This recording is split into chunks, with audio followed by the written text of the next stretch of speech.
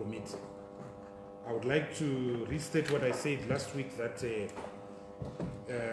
we are only doing our job in terms of Section 298 of the Constitution of Zimbabwe, read together with Section 117 and Section 119 of the Constitution of Zimbabwe. So all our role is just to ensure that the laws of the country were complied with, the Constitution, the Reserve Bank Act, the Public Debt Management Act, the Public Finance Management Act, the principal laws that govern our committee. But because today we have the Budget and Finance Committee, there will also be policy questions which we can't put to you. So we, for instance, cannot ask you why you borrowed $900 million external debt, but they can do that. They can do that. They investigate policies. So you are going to get those questions today.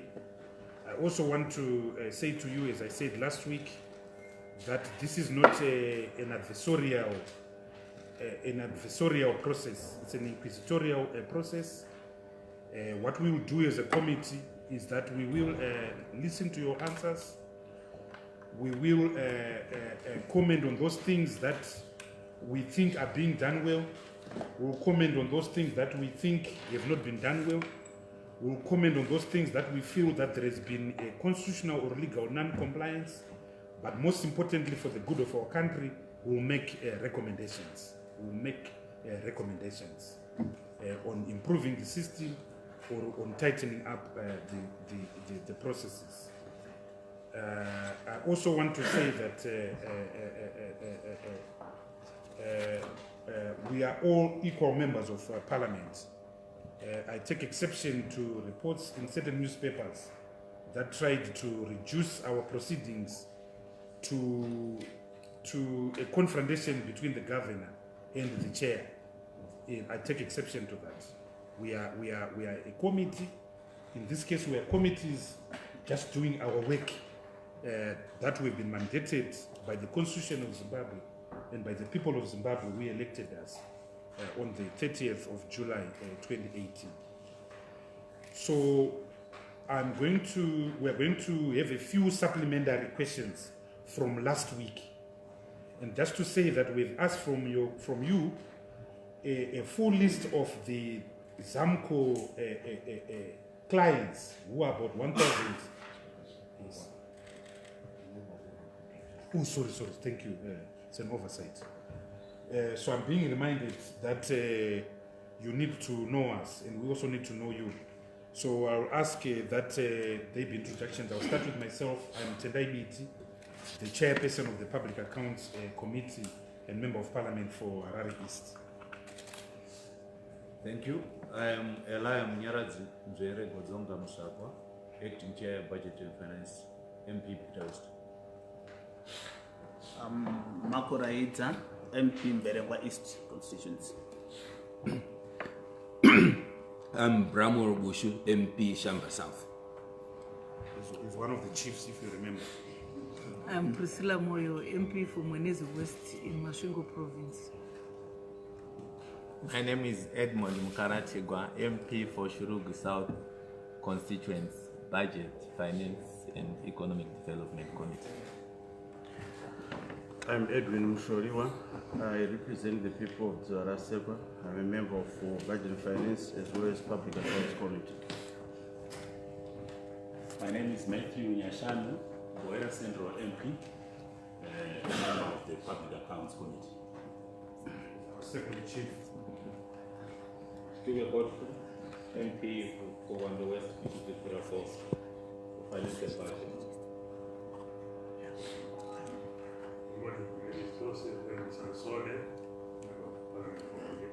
Member of both the Public Accounts Committee and the Finance and Economic Committee.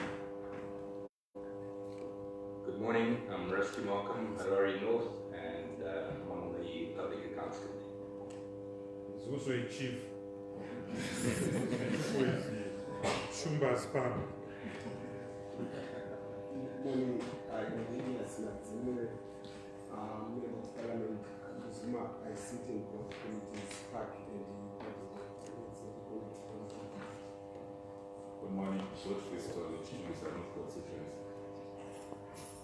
Good morning, I'm Jacob Makanete, National MP.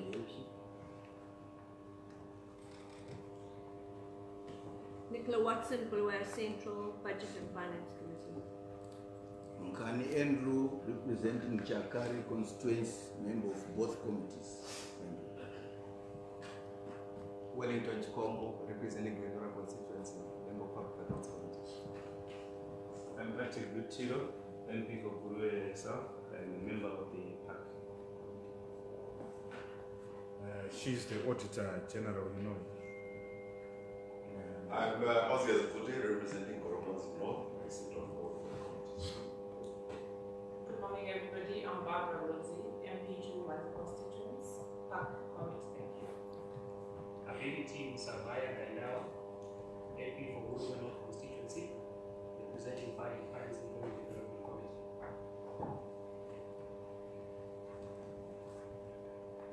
We're done. Yeah, thank you. So as I was saying, Governor, I saw someone saying that I should call you John. I wanted to tell that person that we've worked together for so many years during time past. I was saying that just to place it on record that we are expecting from you next week a list of your clients in Zamco, the 1,160. Your team, John. Thank you, Chairman. Good morning, MPs and co-members. To my immediate left is William Manimanzi, who is the Deputy Director in charge of financial markets. And to my right is Mr. Madera, who is the legal counsel in the bank. And at the back is Ms. Sititu Ngwe, who is our financial director for the bank. So Mr. Kanai is not here today. Yes, Mr. Chairman. We thought he is busy on the assignment that he gave. Thank you. I think we can begin now. I'm told that the governor has got another meeting at 12. So we'll try to load as much as we can in the time that is available. So I want to allow supplementary questions, and I'm going to go first from what arose last week, Honorable Governor. Honorable Governor, you spoke of the indebtedness of the bank. So if I understood you well, you owe, or the bank owes $1.3 billion in respect of treasury bills associated with Zamco. Then you have got savings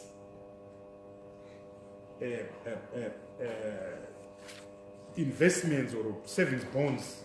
Remember what you said you borrowed to lend to government of $3.2 billion. And you lent to government 2.9 billion. Am I correct on that? Am I correct on those figures? Mr. Chairman, our savings bonds by the end of the year were 3.2 billion. 3.2. That's the 31st of December 2018. And then the budget deficit of overdraft was 2.9. Okay. So what I want to confirm is just the indebtedness. Your on your savings is 3.2 billion. Yes. Then you had external debt now, by external US dollar denominated debt of 990 million. Am I correct, Christian? 985. So if you add apples and oranges, in other words, treasury bills, savings, investments, and the foreign debt, I get a total of $5.490 billion.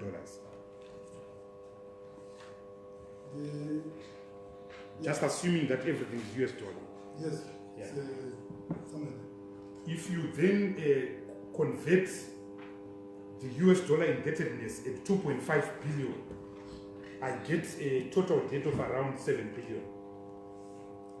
Mr. Chairman, yes, we have got, in this country, our domestic debt, it's the total debt. No, just asking about the bank, not the bank. Yeah, just the bank. These three figures. Oh, okay, for the bank. If you put them in one currency, in other words, if you convert the foreign debt and you put it in RTGS dollars, so we've got 1.3 plus 3.2 plus 990 times 2.5.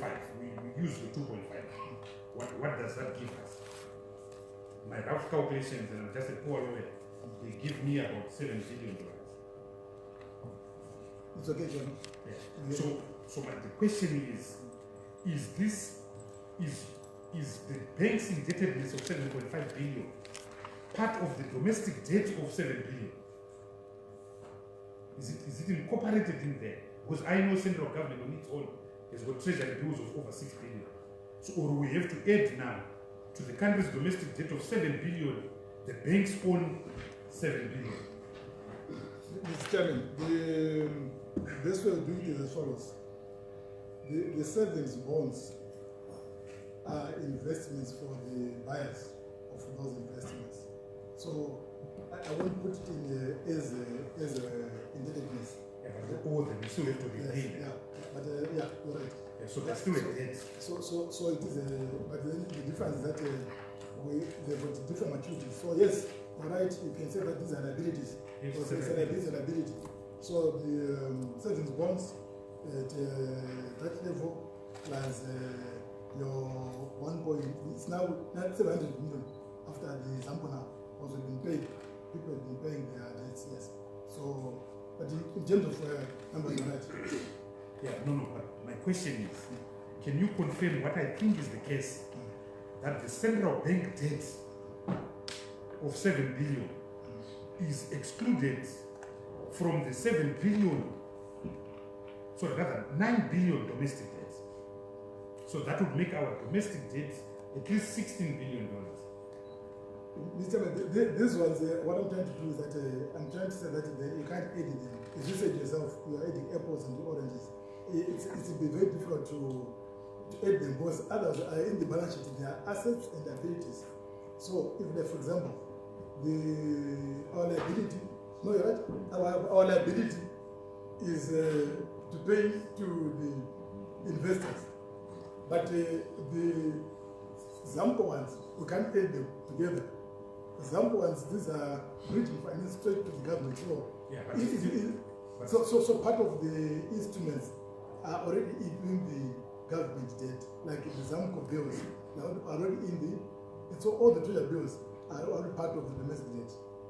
So we can only add, if it please your committee chairman, on the savings bonds.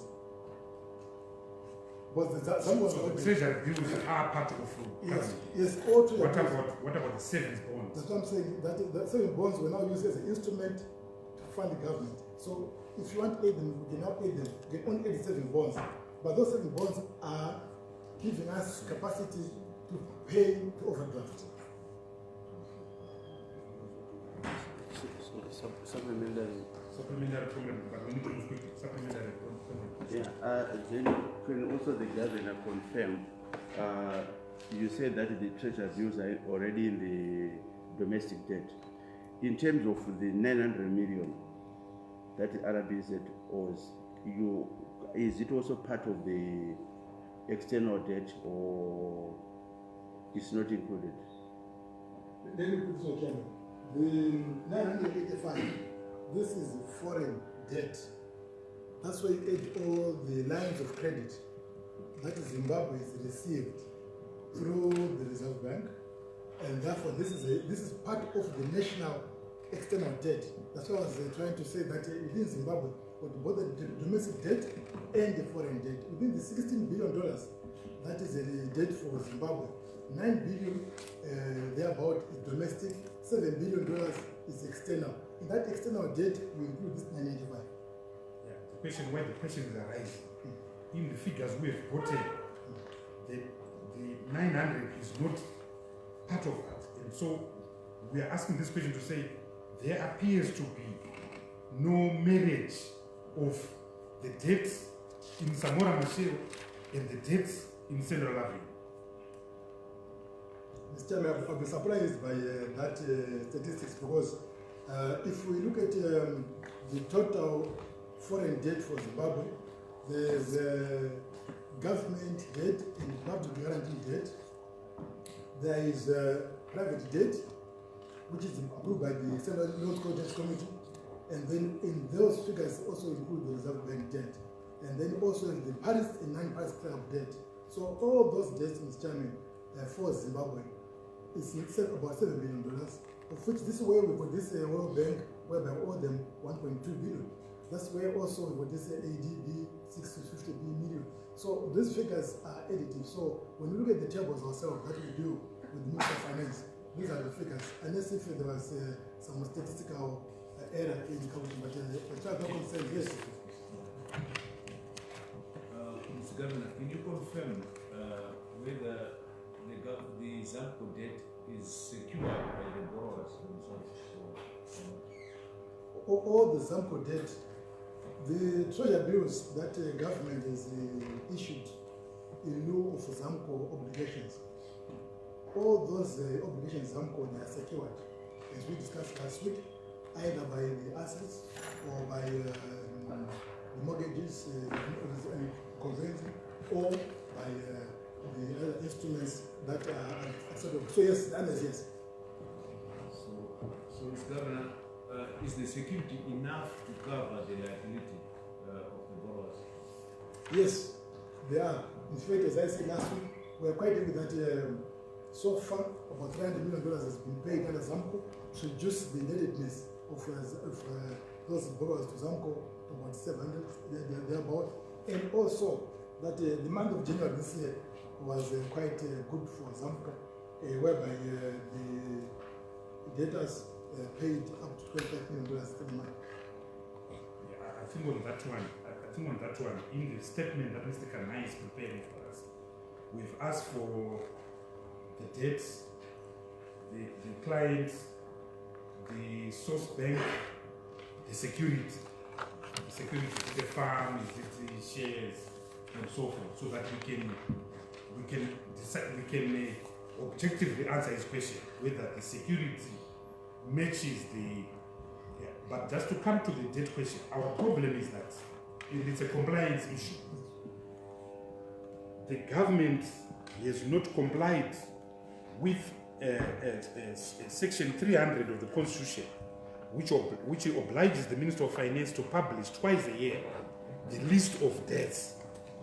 Then in the budget, in the Public Accounts Committee, we looked at the schedule of domestic debts and the schedule of foreign debts that is in the blue book that was given last year.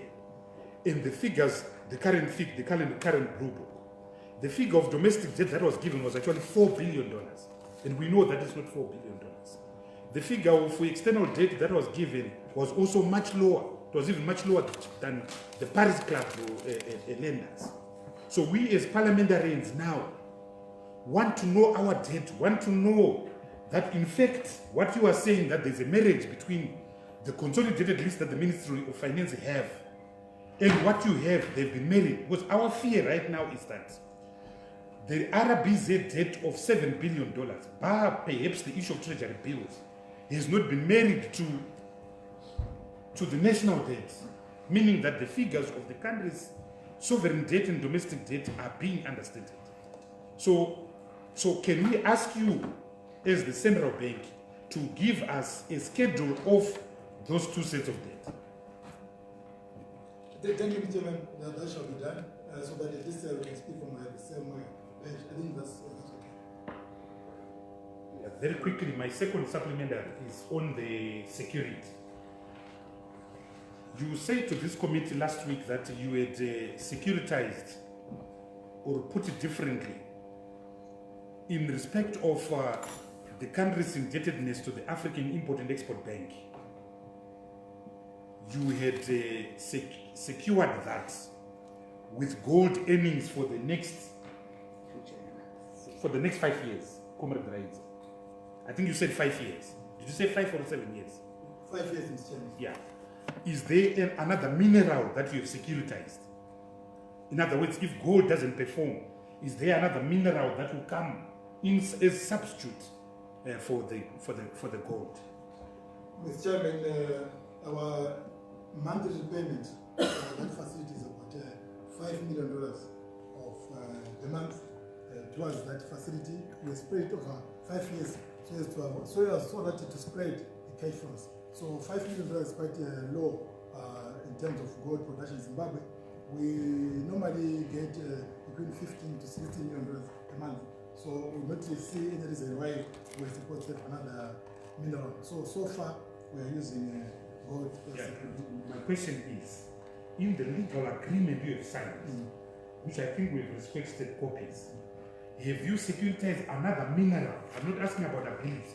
I'm asking, have you securitized another mineral beyond gold? And if so, for what duration? Is it another 5 years?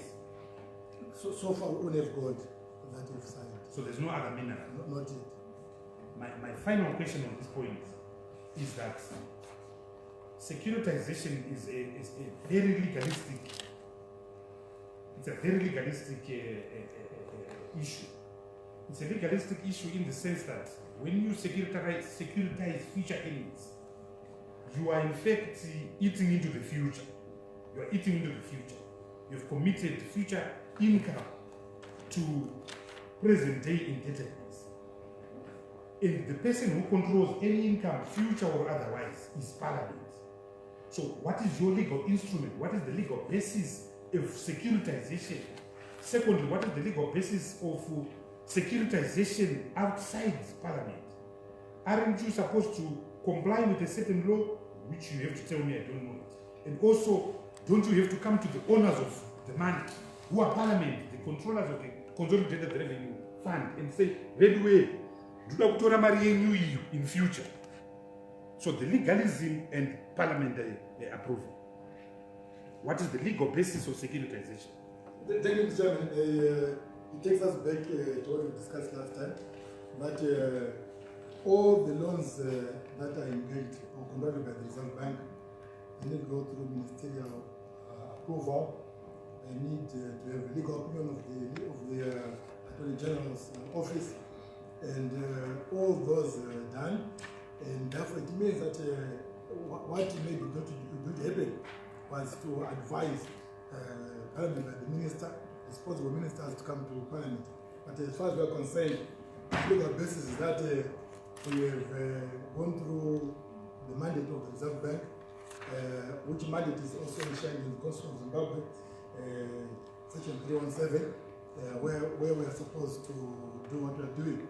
And if the Parliament has not been advised of such borrowings, then it means we should advise, as we said last week, the ministers to advise Parliament so that the oversight role would be enshrined. You haven't answered the question. The question is, what is the legal basis of securitization? What is the legal basis of securitization? Because in other countries where they do these things, I want to give you an example of Angola. Angola has securitized its oil in respect of what it owes to the Republic of China. But there is a specific law that actually allows eating into the future. We have another law here in Zimbabwe that allows eating into the future. It's called the Sovereign Wealth Act, which created the Sovereign Wealth Fund. It allows the government to take today's earnings and save them for the future. Now for securitization, in the strict legal question, what is the basis, what is the legal basis for the bank to securitize future earnings? What is that law? Two, what is that basis without coming to Parliament? Because Parliament controls people's funds. Mr. The legal laws are quite valid. If you look at Section 49 of the Reserve Bank, it says that when the reserves of this country are so low, the Reserve Bank is mandated to ensure that this economy remains afloat. Mr. Chairman, I don't want to say this one, Mr. Chairman. Yes, we understand. But we all know that the foreign currency situation in Zimbabwe is low. And because the foreign currency in Zimbabwe is low, it means that under Section 14 of the Reserve Bank, we are supposed to do what we are doing to ensure that everyone in this economy has got a right to live, got a right to what? Do what they want to do. If you, Mr. I'm coming there. Yeah. So the 49, Section 49 mandates the Reserve Bank, in fact, to do is much more than what we are doing. Because Section 49 allows you to securitize future. It says to do all what it takes to ensure that, I think reading Germany, to do all it takes. Remember, I asked you about it last week. Yes. My reading of it certainly doesn't allow you to securitize. It's such a serious thing. You are borrowing even from a child who has not been born. A child who is going to be born in 2025. You've already taken something from him. That's why you need a specific legal instrument. Mr. Chairman, the bank is supposed to have reserves in this economy. And the Minister of Finance shall table such a statement before House of Parliament after we've done it, because we are supposed to do all it takes that the bank shall establish reserves in addition to all what its powers. And this is in 49. So what I'm saying, Mr. is that why is Zimbabwe not having enough foreign currency? Mr. Let me put it this way.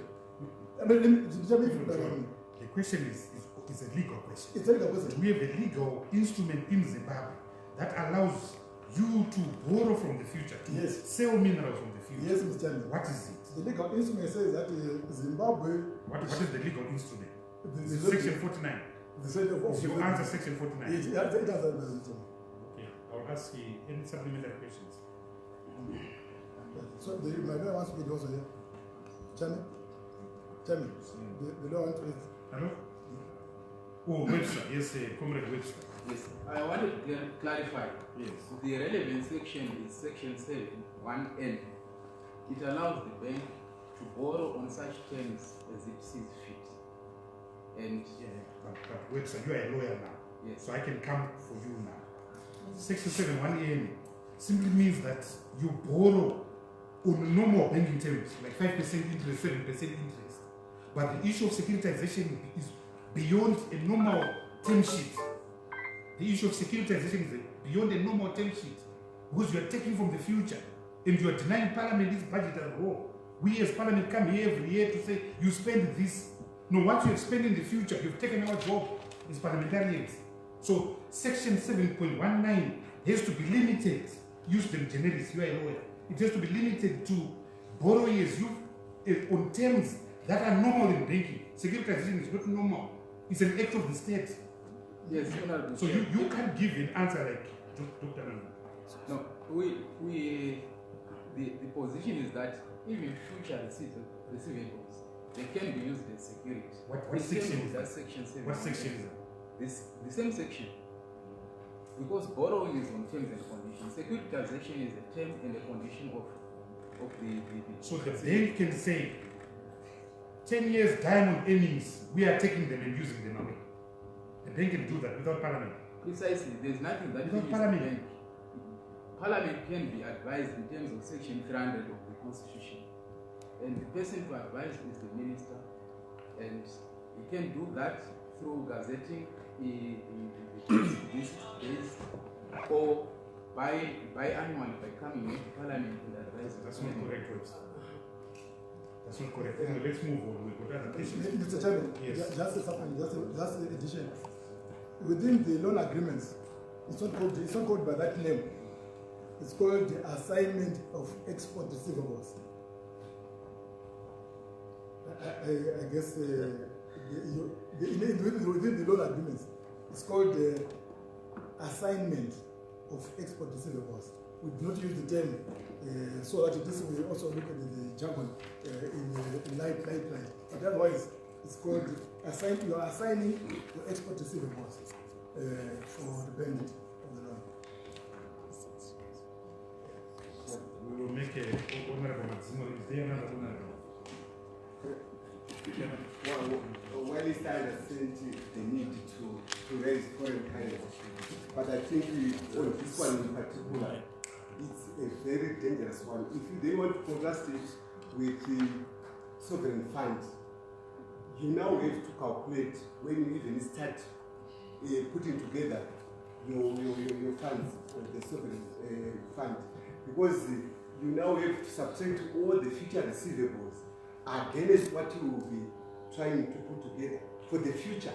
So I think that balance can be dangerous. And to you, Mr. Chairman, I think this issue needs serious interrogation. It cannot go without us agreeing that even as Parliament, an amendment should be given to the bank, because in the event that you have a reckless government, you will be in trouble. I think they've given their answer. So we will look, as a committee, we will look at their response, and we will come to our own conclusions. If it means that we have to get an opinion from Council to Parliament on the meaning of Section 71N, which in my opinion, Webster, you are abusing, we will do that. Honorable Sansoli, we need to move. Honorable Sansoli, and I think, Honorable, you had the question. You had the question. Yeah, so I'll come to you after Honorable Sansoli. General what is the limit in terms of future export receivables? I'm talking about the period. How much into the future? How much into the future can you go in terms of mortgaging for future export receivables? 5 years, 5 years, and up to what period? I'm asking this question because of the danger of going too far into the future. Honorable Kevin. Thank you, Mr. Chairman. Let me start by saying that this is a brilliant question, Mr. Chairman. Let me give the context that when running an economy, you need resources. And in the case of Zimbabwe, we've got the very minimum access to foreign finance. That one is not by everyone. We are so dependent on foreign currency to the extent that this is where this section 14B, which I need to read here before I answer the question. Subsection says, if the Reserve Bank, they mentioned they have declined, the reserves have declined, if the people of the bank are in danger of declining to such extent as to jeopardize the execution of monetary policy or exchange policies of Zimbabwe, or the prompt settlement of the country's international obligations, the bank shall submit to the minister a report on the reserve's position, specifying the causes which have led to or may lead to the decline, together with such recommendation as it considers necessary to remedy the situation. Mr. Chairman, this rebel aid was done long back. Since in time immemorial, Zimbabwe's foreign currency reserves have never been also sufficient to run this economy. Precisely because of that reason, this is why this has never been changed since 1956. What this one says, Chairman, a central bank cannot sit thinking that some good man from heaven is going to bring foreign currency to Zimbabwe. So we do all this for the national good of this economy. I'm coming to that cover. You must respect Parliament and the laws of the country. Mr. Chairman, this is law. What I'm reading here is what my John wrote it. This is a law of Zimbabwe. It even says such further reports and information as the bank considers advisable until such a time, in its opinion, the situation is limited. Mr. Chairman, that doesn't give you a blank check. I'm coming to tell you. So in our own wisdom or lack of it, Mr. Chairman, this economy is going through difficult times because of many exogenous factors. It's only very few banks that can take a Zimbabwe risk as we today. And this is well known in the annals of history in this country, that Zimbabwe is under sanctions. And these sanctions are in three parts, Mr. Chairman. The first one is ZIDERA. ZIDERA says no one should give Zimbabwe development finance. IMF, World Bank, and ADB. That's ZIDERA. Otherwise, chop the financing. Two, there's offer, which says that the transaction from Zimbabwe should be scrutinized for compliance risk. And three, AGOA, that don't give the market access. Now, given these three pillars, of a constraint on Zimbabwe. I'm surprised that honorable members of parliament are even asking, why are we getting foreign currency from other institutions to help Zimbabwe? No, Mr. Chairman, this things to me. So I'm concerned. Can I just cut you short, please? The question is not why you are doing what you are doing. The question is, number one, what is the legal basis of what you are doing? Two, why are you doing this without parliamentary oversight? In other words, we cannot use our special circumstances to be cynical on the law. We cannot use our circumstances to be cynical, to disregard the law left, right, and center, to disregard the parliament left, right, and center. Surely, Governor, there must be something wrong that the bank can borrow $7 billion and parliament doesn't know. Surely there must be something wrong, Governor, that you can pledge and mortgage for 5 years the country's gold earnings and the country doesn't know. Parliament doesn't know. Because parliament are the people of Zimbabwe. So that's our point. Our point is not the pressures. That's not our point. We understand them. But the pressures do not mean you having a blank check or you obviating the laws of the country. We didn't write this constitution. It's the people of Zimbabwe who wrote the constitution. Mr. Chairman, I thought we had agreed that the mandate of the Reserve Bank gives the governor and his staff to contract laws which are supposed to be approved or given consent by the Minister of Finance, and also that the same Minister of Finances are supposed to report to the August House of Parliament. That was what we agreed. What I'm trying to do, Mr. Chairman, is that you are asking me to do the job, not mine. Last time I said that. That's fair enough. We take that point. Exactly. But you must appreciate, Governor. I do appreciate. You must appreciate that laws are there to be respected.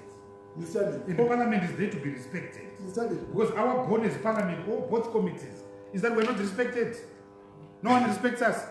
Mr. Chairman, I'm trying to underline. And when you disrespect us, you're not disrespecting the people of Zimbabwe. Mr. Chairman, I'm trying to. Because the difference between you and us is that we were elected. You are not. You're an appointed person. Yes. But we're elected. So we have more power over you. Mr. Chairman, we are all agreeing. We are trying to underline areas of agreement. That we are all what we agree is that is what the bank did is not outside the constitution of Zimbabwe. Mr. Didn't we agree last week? No. You guys have been borrowing without parliament.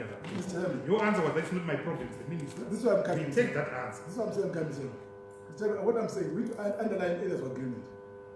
The fact that what we did was within our mandate. And I'm happy that you said that I'm not a elected person member of parliament. I don't speak parliament.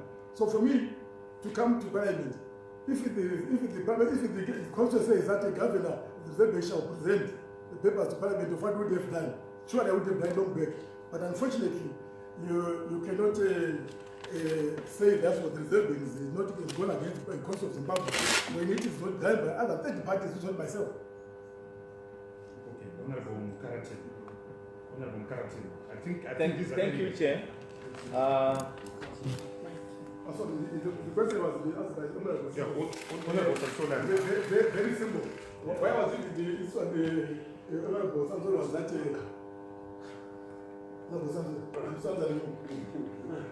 I'm saying you said how long?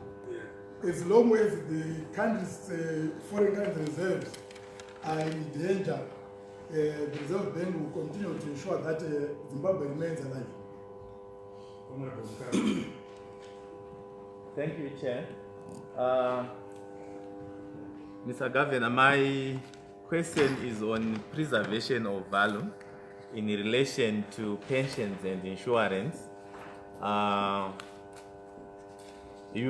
feel you have enriched the pension houses and insurance houses at the expense of contributors who are actually the voters that we represent as parliamentarians. Because when we dollarized in 2009 and up to and until 21 February 2019, insurance companies were exercising the option of converting funds into assets on a one-to-one basis. But now, from 21 February, all bank balances are now RTGS dollars, which means you are now simply dividing by 2.5. You are losing at least more than 60% of your value, whereas the insurance companies, if they bought bricks, they are still preserving their value. They have a value for their brick. So my question is there any compensatory arrangement that you can perhaps review this situation and be able to protect the innocent contributors? So honorable members, we are now into monetary policy. Honorable Governor John Mangudya. Thank you, Mr. Chairman, for the question preservation of value. The way we need to preserve value is by taming inflation. When inflation is the evil that eats people's value, it's not the exchange rate. Inflation in Zimbabwe has been going up because of the pass-through effects of the street rates called parallel exchange rates. Therefore, what it means that by opening up the economy, we do believe that the rate of exchange, now that it's official, it will remain in bands that are acceptable, which means that we now tame inflation by targeting what we call monetary base, because all inflation is caused by increased money supply. Now, it means that we are going to preserve the value for the pensioners and for everyone, for all Zimbabweans, by ensuring that inflation does not go through the roof, which is our mandate. So what we've tried to do in this matter report statement is to ensure that the Reserve Bank deals with the levers for managing the economy, which is the money supply, which is exchange rate, which is the interest rate. So the best way of managing what you are saying, managing inflation, is to ensure that we provide the insurance companies and those individuals a product that is inflation-linked product. That way, it means that we are now providing value to those people who are holding money. So we are talking about inflation. That's what we need to deal with, and that's how we can preserve value. I don't think you've quite answered this question.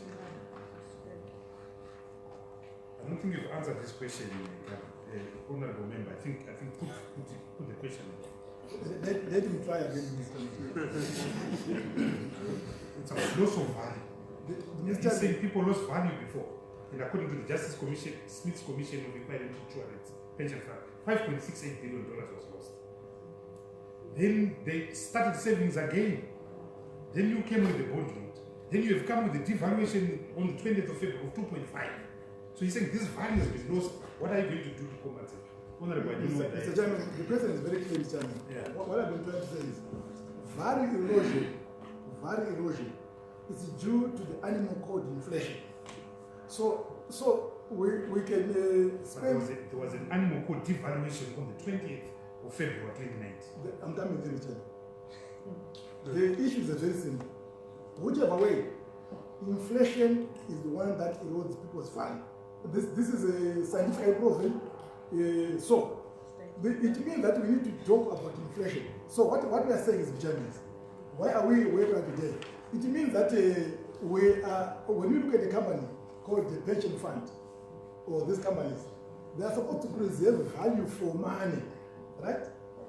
Preserve value for money for the pensioners, but they give their pensioners money on a monthly basis. So they need to preserve the value for people's money. How do they preserve it? By purchasing this into account, which I'm talking about. We need to have an inflation-linked product. So that at least when they have that inflation-linked product, they also increase the amount that they will pay to the pensioners on a monthly basis. By so doing, they are protected from inflation. Yes, what I'm talking about, when the firms invest in the brick and mortar, and invest in what they are the instruments, they are doing it for themselves. They are doing for their pensioners, for their clients, for their members. The fact that they abuse, or if that's what you're referring to, of that dispensation, it means that it's the members who should now talk to the pension firms that why not give us an increase in our pension contribution or pension payouts. Governor, with all due respect, I feel we should probably guide the insurance, because surely they've converted to assets on one-to-one, and overnight they can revalue now their assets, because in RTGS value, what it means is all assets are going to be revalued. They are going to appreciate, which means their US dollar value, they are not going to lose it. But in terms of the policy holder, the contributor, the pension contributor, or the insured, his value is now lost. And look, the insurance companies are probably not interested in probably coming up with a compensatory arrangement, unless from a police pronouncement point of view, you guide them or you compel them. This is where my question is. What are you doing to make sure you protect the innocent contributors, who are the electorate, the voters who voted us into our offices and as members of parliament? Mr. Chairman, I'm happy to report that we made in our advisory note. So, honorable members of the press, I'm told they're honorable members. I don't know whether you can help us so that we can see. Thank you, Chair. You've taken over.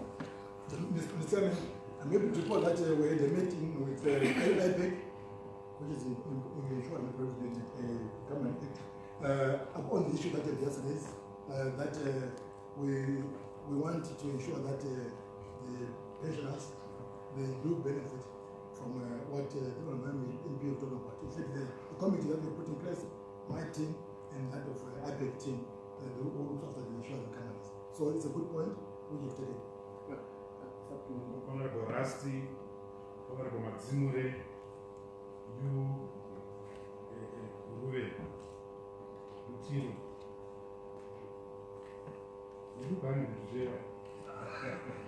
Now that you're appointed to me, I'll also ask. Thank you, Honorable Fute. So those four in that order. Thank you, Chairman. Chairman, minor links, just bear with me. Sorry, we blocked out by the press. Can the Governor confirm to us that the Zamco loan is being replaced? Just hold on. Can you just exhaust this insurance thing? Can you just exhaust insurance? Yeah. Is your question on insurance? I'll come to you on the rest. Is your question on insurance? Yes, please. Chair, sorry, that's where I'm So those with questions on insurance, what's yes? Please. All right. So, Mama Zimuri, thank you, Mr. Chairman. Governor, the issue relating to the pension is as follows. A pensioner in 2017, a government pensioner who was earning $100 would fill in a trolley. But after the monetary pronouncement, the value of that same $100 is now filling only a basket. So in the monetary statement, there was no protection of a pension. So us as representatives of the people, we are faced with a situation where someone would get his $50, which was one-to-one, and go and buy some reasonable groceries, who is now getting probably worth $10. So because of the monetary policy, there was no clear guidance as to how such issues are going to be handled. And this has played again and again, because in 2009, we were actually told that all what we had paid in US dollars was now nothing. And this time around, people have paid their insurances. And if you calculate, some people have paid around 5,000 US dollars, 6,000, but they're now told that it's worth nothing. So there are no liabilities anymore on the books of the pension funds. They are making a lot of money, and people are not covered. This is where we are asking your intervention as to how can the monetary policy address such issues. Before it comes, so that it just kills the Governor, my line of questioning will be slightly different. There seems to be a general misconception that all the problems that relate to Zimbabwe are as a result of the Reserve Bank. Maybe, Governor, you might want to tell the populace some of the challenges you have faced that have led you Can we just exhaust the pension? It's within the pension. All right. Yeah. You may want to elaborate on some of the challenges you faced that have ultimately led you to the decisions that you have made. More so when the questions of pensions arises. I would hate to think that you woke up one day with a desire to impoverish people, but circumstances led you there. What were those circumstances, if any? Is there anyone with these questions? Chief, you don't have anything on pension? Not on pension. Just my small one, cover. The issue is preservation of values. The members are asking preservation of values. And if you recall, Honorable Governor, your own monetary policy statement of October was actually headed strengthening the multi-currency system for value preservation and price stability, for value preservation. So if a pension house had $100,000 or $200,000 in its books of accounts as of the 20th of February 2019, on the 20th of February 2019 and on the Friday the 22nd when the statutory instrument by the president came out, it meant that that money had been devalued to the extent of 2.5. And what these insurance companies are doing, they've immediately devalued people's pensions. How could the monetary policy have avoided that loss of value and preserved value, ring-fenced not just pension funds, but also other values elsewhere? Because your monetary policy effectively has got the effect of basically devaluing to the extent of 2.5% anything that was being held in a pension fund or in a bank account. Thank you very much, Mr. Chairman. The questions are very clear. Let me start with Mr.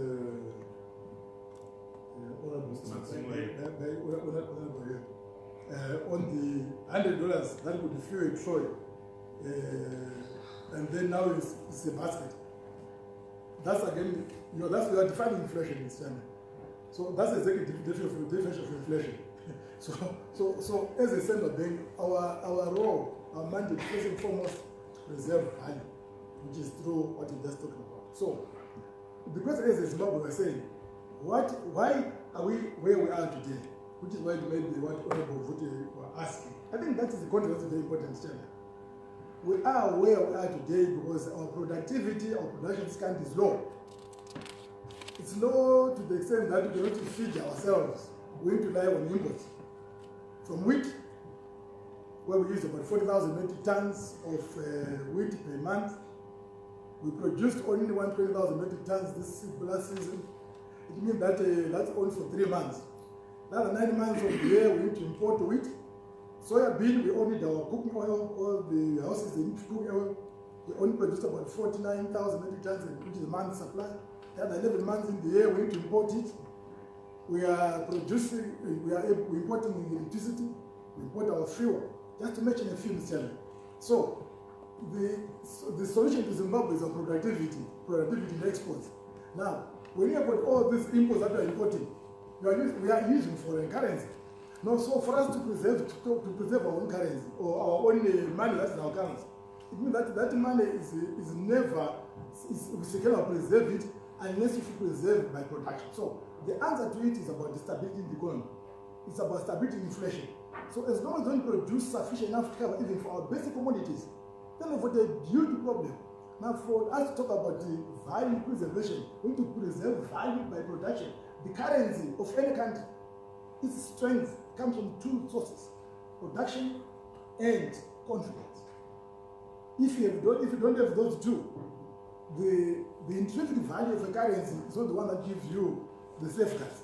So it means as the people of Zimbabwe, we need to work very hard to ensure that we exploit all the minerals that we've got, take them out of the ground, export those minerals, import our needs, work hard on the land, produce all the goods and services that we need, and that way you make Zimbabwe a strong country, a strong currency. It's not about the Reserve Bank wanting to ring-fence those dollars and then give them value. We give value to money through production.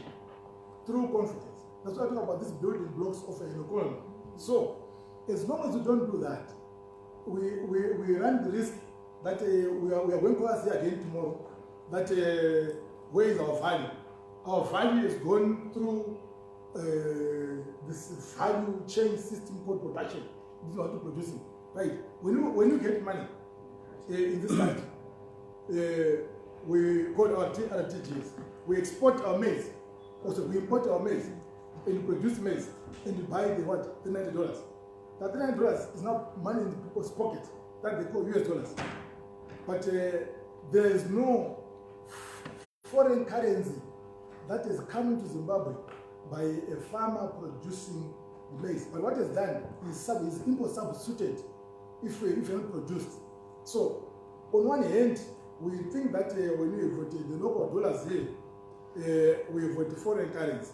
But the real foreign currency here is supposed to be to move the disparity between the local dollars and the foreign dollars. So, Mr. Chairman, I'm also persuaded to think that maybe what is what we should have adopted when we started dollarization was that we should have said these are local US dollars, these are foreign US dollars. I think it was very important because I think there's a misconception in this country that what we were earning all along without exporting was called foreign currency.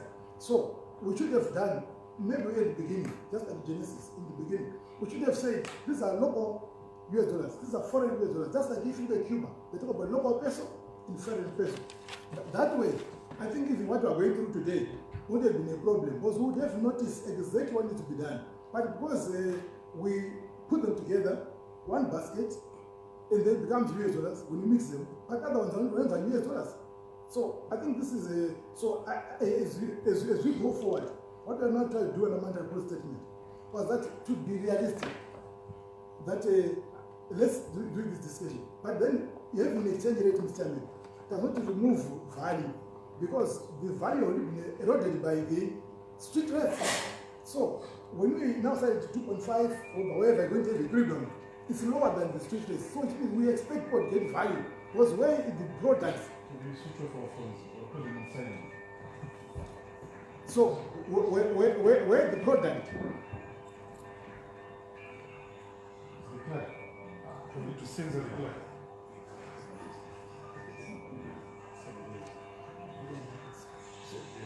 So Mr. Chairman, but remember, you are answering issues on value preservation. Yes, Mr. Chairman. Insurance preservation. I'm coming to Mr. Chairman. I'm looking at the whole context. Yes. I'm praying to honor members to understand not only to just bring us, Mr. Chairman, on one thing. As a governor of Sierra Leone, I'm trying to put across to yourself, your MPs, that please understand the macroeconomic context of this country.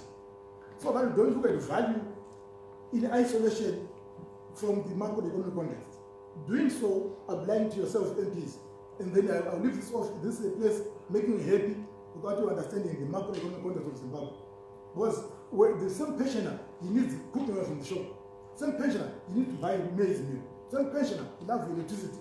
Same pensioner, he have fuel. So, what we are saying is that if we don't produce the Mr. the value is consumed by us taking our foreign currency out of the country to import what we can produce here. Same thing maybe for the farm. All what I'm saying is let it also be productive, produce even cabbages, even 10 crops of cabbages, the plants of cabbages. So, Mr. what I'm saying is very simple.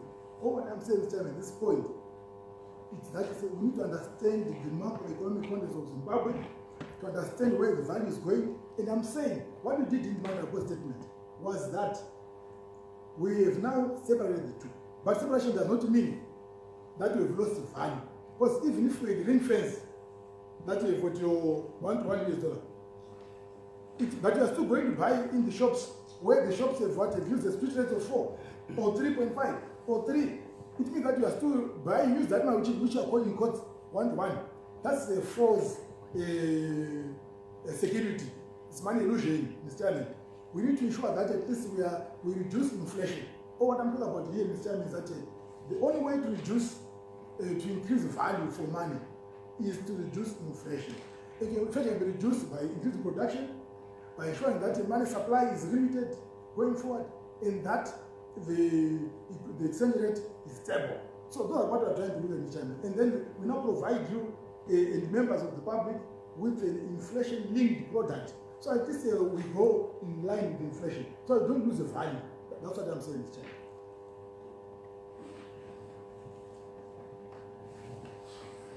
I'll come to you, Honorable Chairman. Governor, Yes, sir.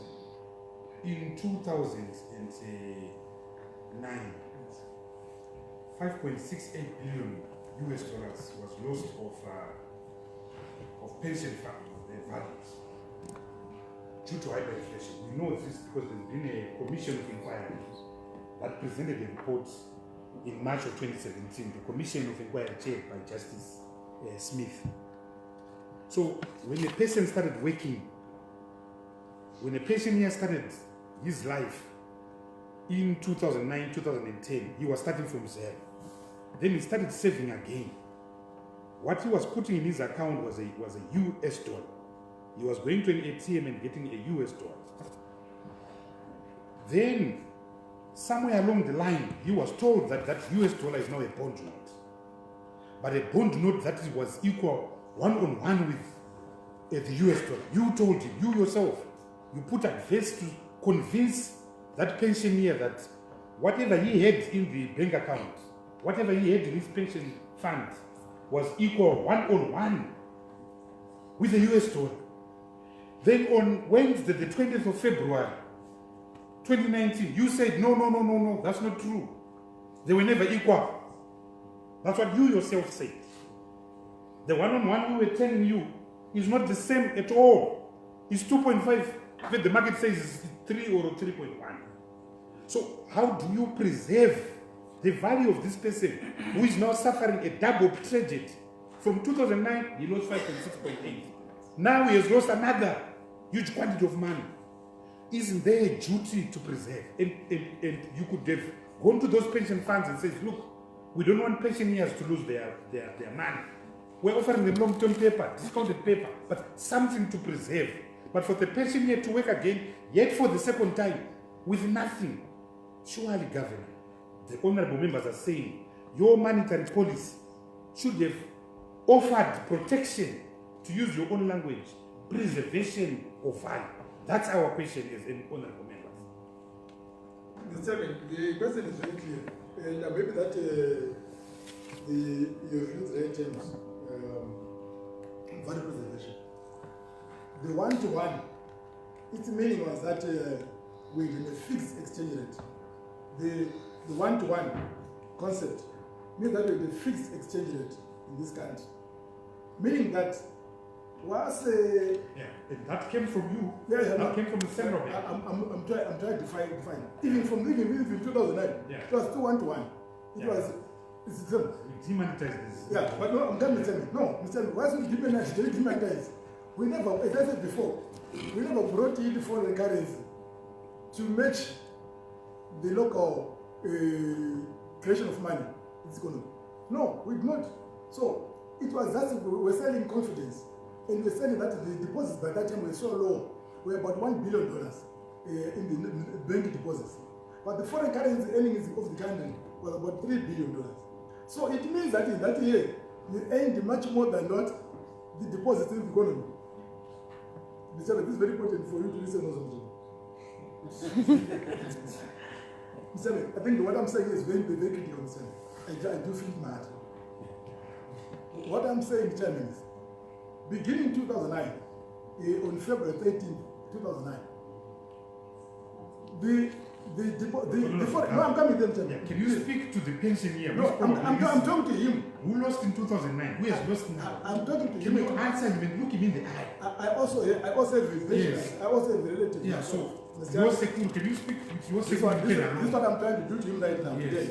Yeah. That my uncle in Tambara. Yes. What happened was that in 2009. Yes. We need to raise this economy.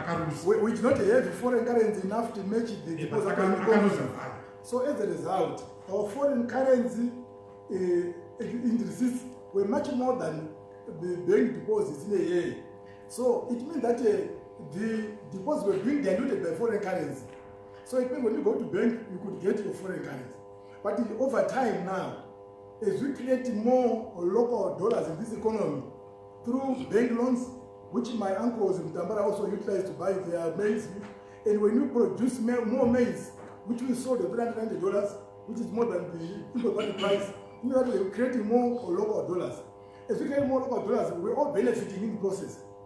But we don't know when to break to make sure this thing what remains what stable. So there was no disparity between the local deposits and the foreign currency receipts, which is also why we'll also be borrowing. The reason why we're also borrowing. To show at the end of the day, we maintain parity. Now, come October last year, there was a significant shift in terms of inflation. Where before that, we were providing an export incentive scheme, which is basically a shadow exchange rate incentive. It's a shadow exchange rate, whereby we're saying, let's promote more exports to defend the one-to-one. It happened for a long period of time until the inflation in October went 20%, meaning that the inflation was now higher than the incentive. Now the incentive did not become useful, and then we need to change the way of doing business going forward.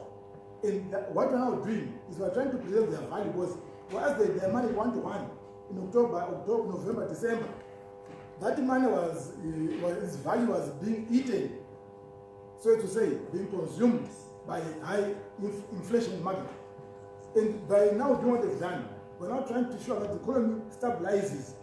If what we are doing pays dividend, it means that we can now go back to lower levels of exchange rates because of production, because of constraining on money supply, because of constraining creation of money in the economy. So that's what we're trying to do. So we're saying the future looks bright in China.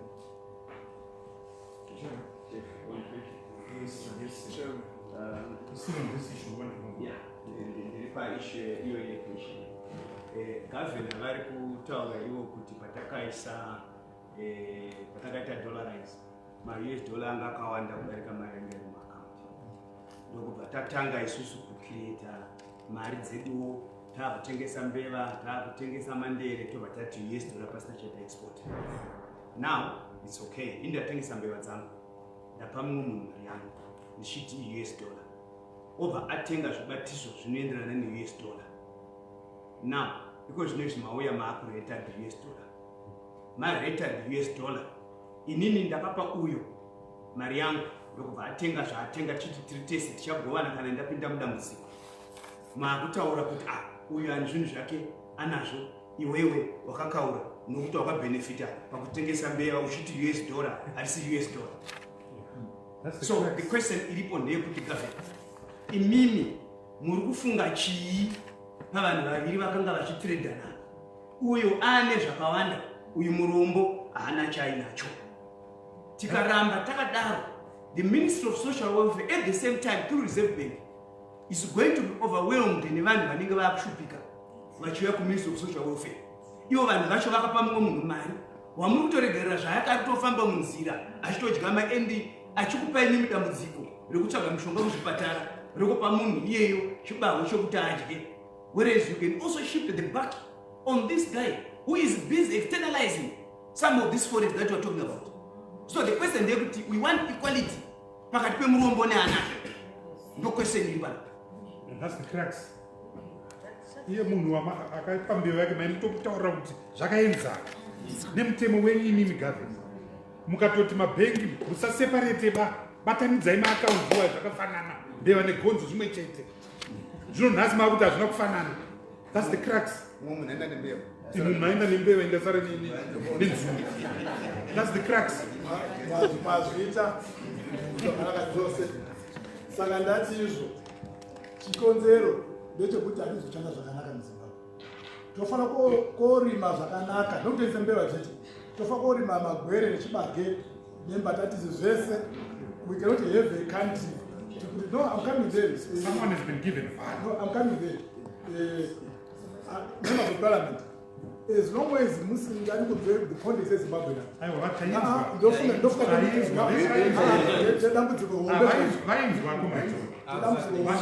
understood the context. But the simple issue is a value issue. Because you told us our money was the same. Who actually told us? You guys have a board must do. And we are meaning that agreement. That's what you are saying is about chinja. Makatezwa kuti chete ka.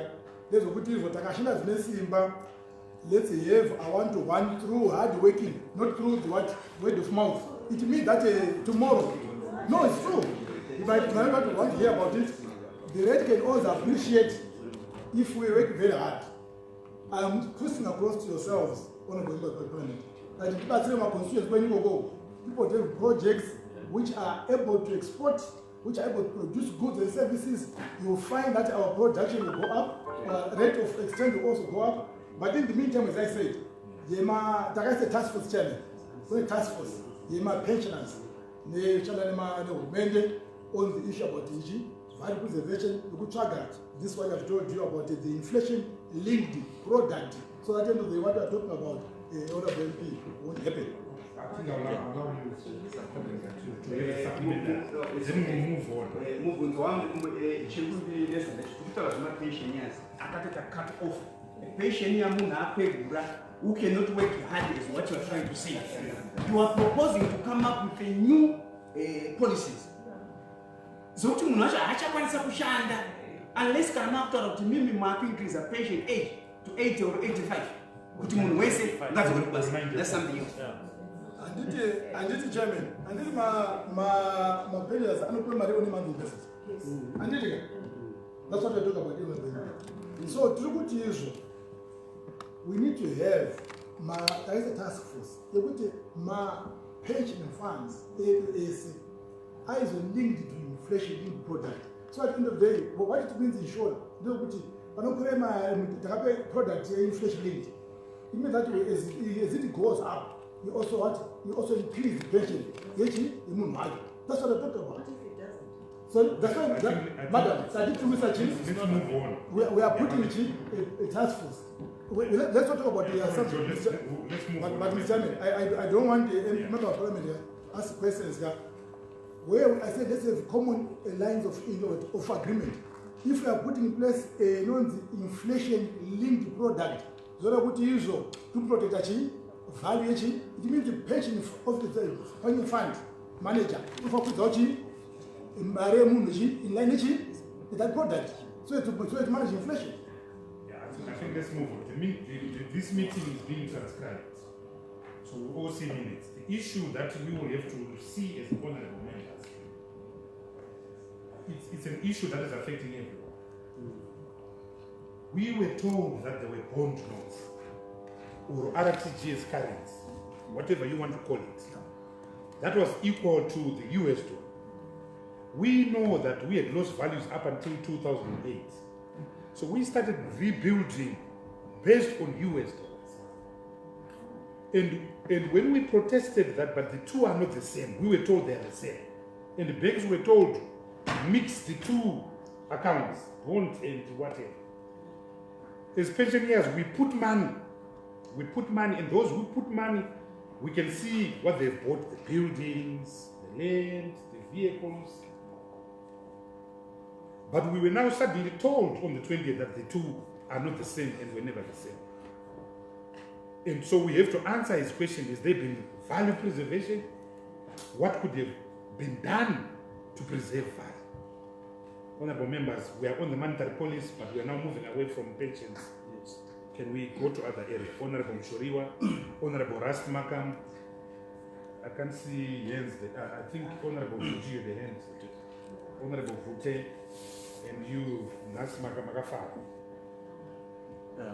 Honorable Vute. Thank you, Chair. My question is to do with it relates to the pronouncement on your monetary policy. You said that if we're going to have a willing buyer, willing seller, with the proviso that the money has to come through, the payment has to become through telegraphic transfers. My questions are: one, the 2.5 rate that we have been noticing, is it a fixed rate? Or is it a rate that is coming through the market based on a willing buyer, a willing seller? And if it is not a willing buyer, willing seller, what is the central bank managing it? The second part, which relates to that issue, relates to the question of the RTGS dollars, which we, in reading it's a virtual currency. Governor, the current state as we speak, you have told us that the bonds and all those things, they are now part of the RTGS dollars. I want to find out whether the central bank is continuously printing more bonds now that they are no longer export incentives as they were, like you were saying last week. I also say this because if you go down in the various constituencies, people are failing to get money, actual cash, and people end up actually resorting to buying money through the eco cash and getting it at a premium. And what is it that we are going to do to make sure that that liquidity challenge that is faced by the common person in Zarasewa and Zimbabwe at large, how are you going to help them? I think I can take another question. I can't see now the journalists. I think Ras Makam.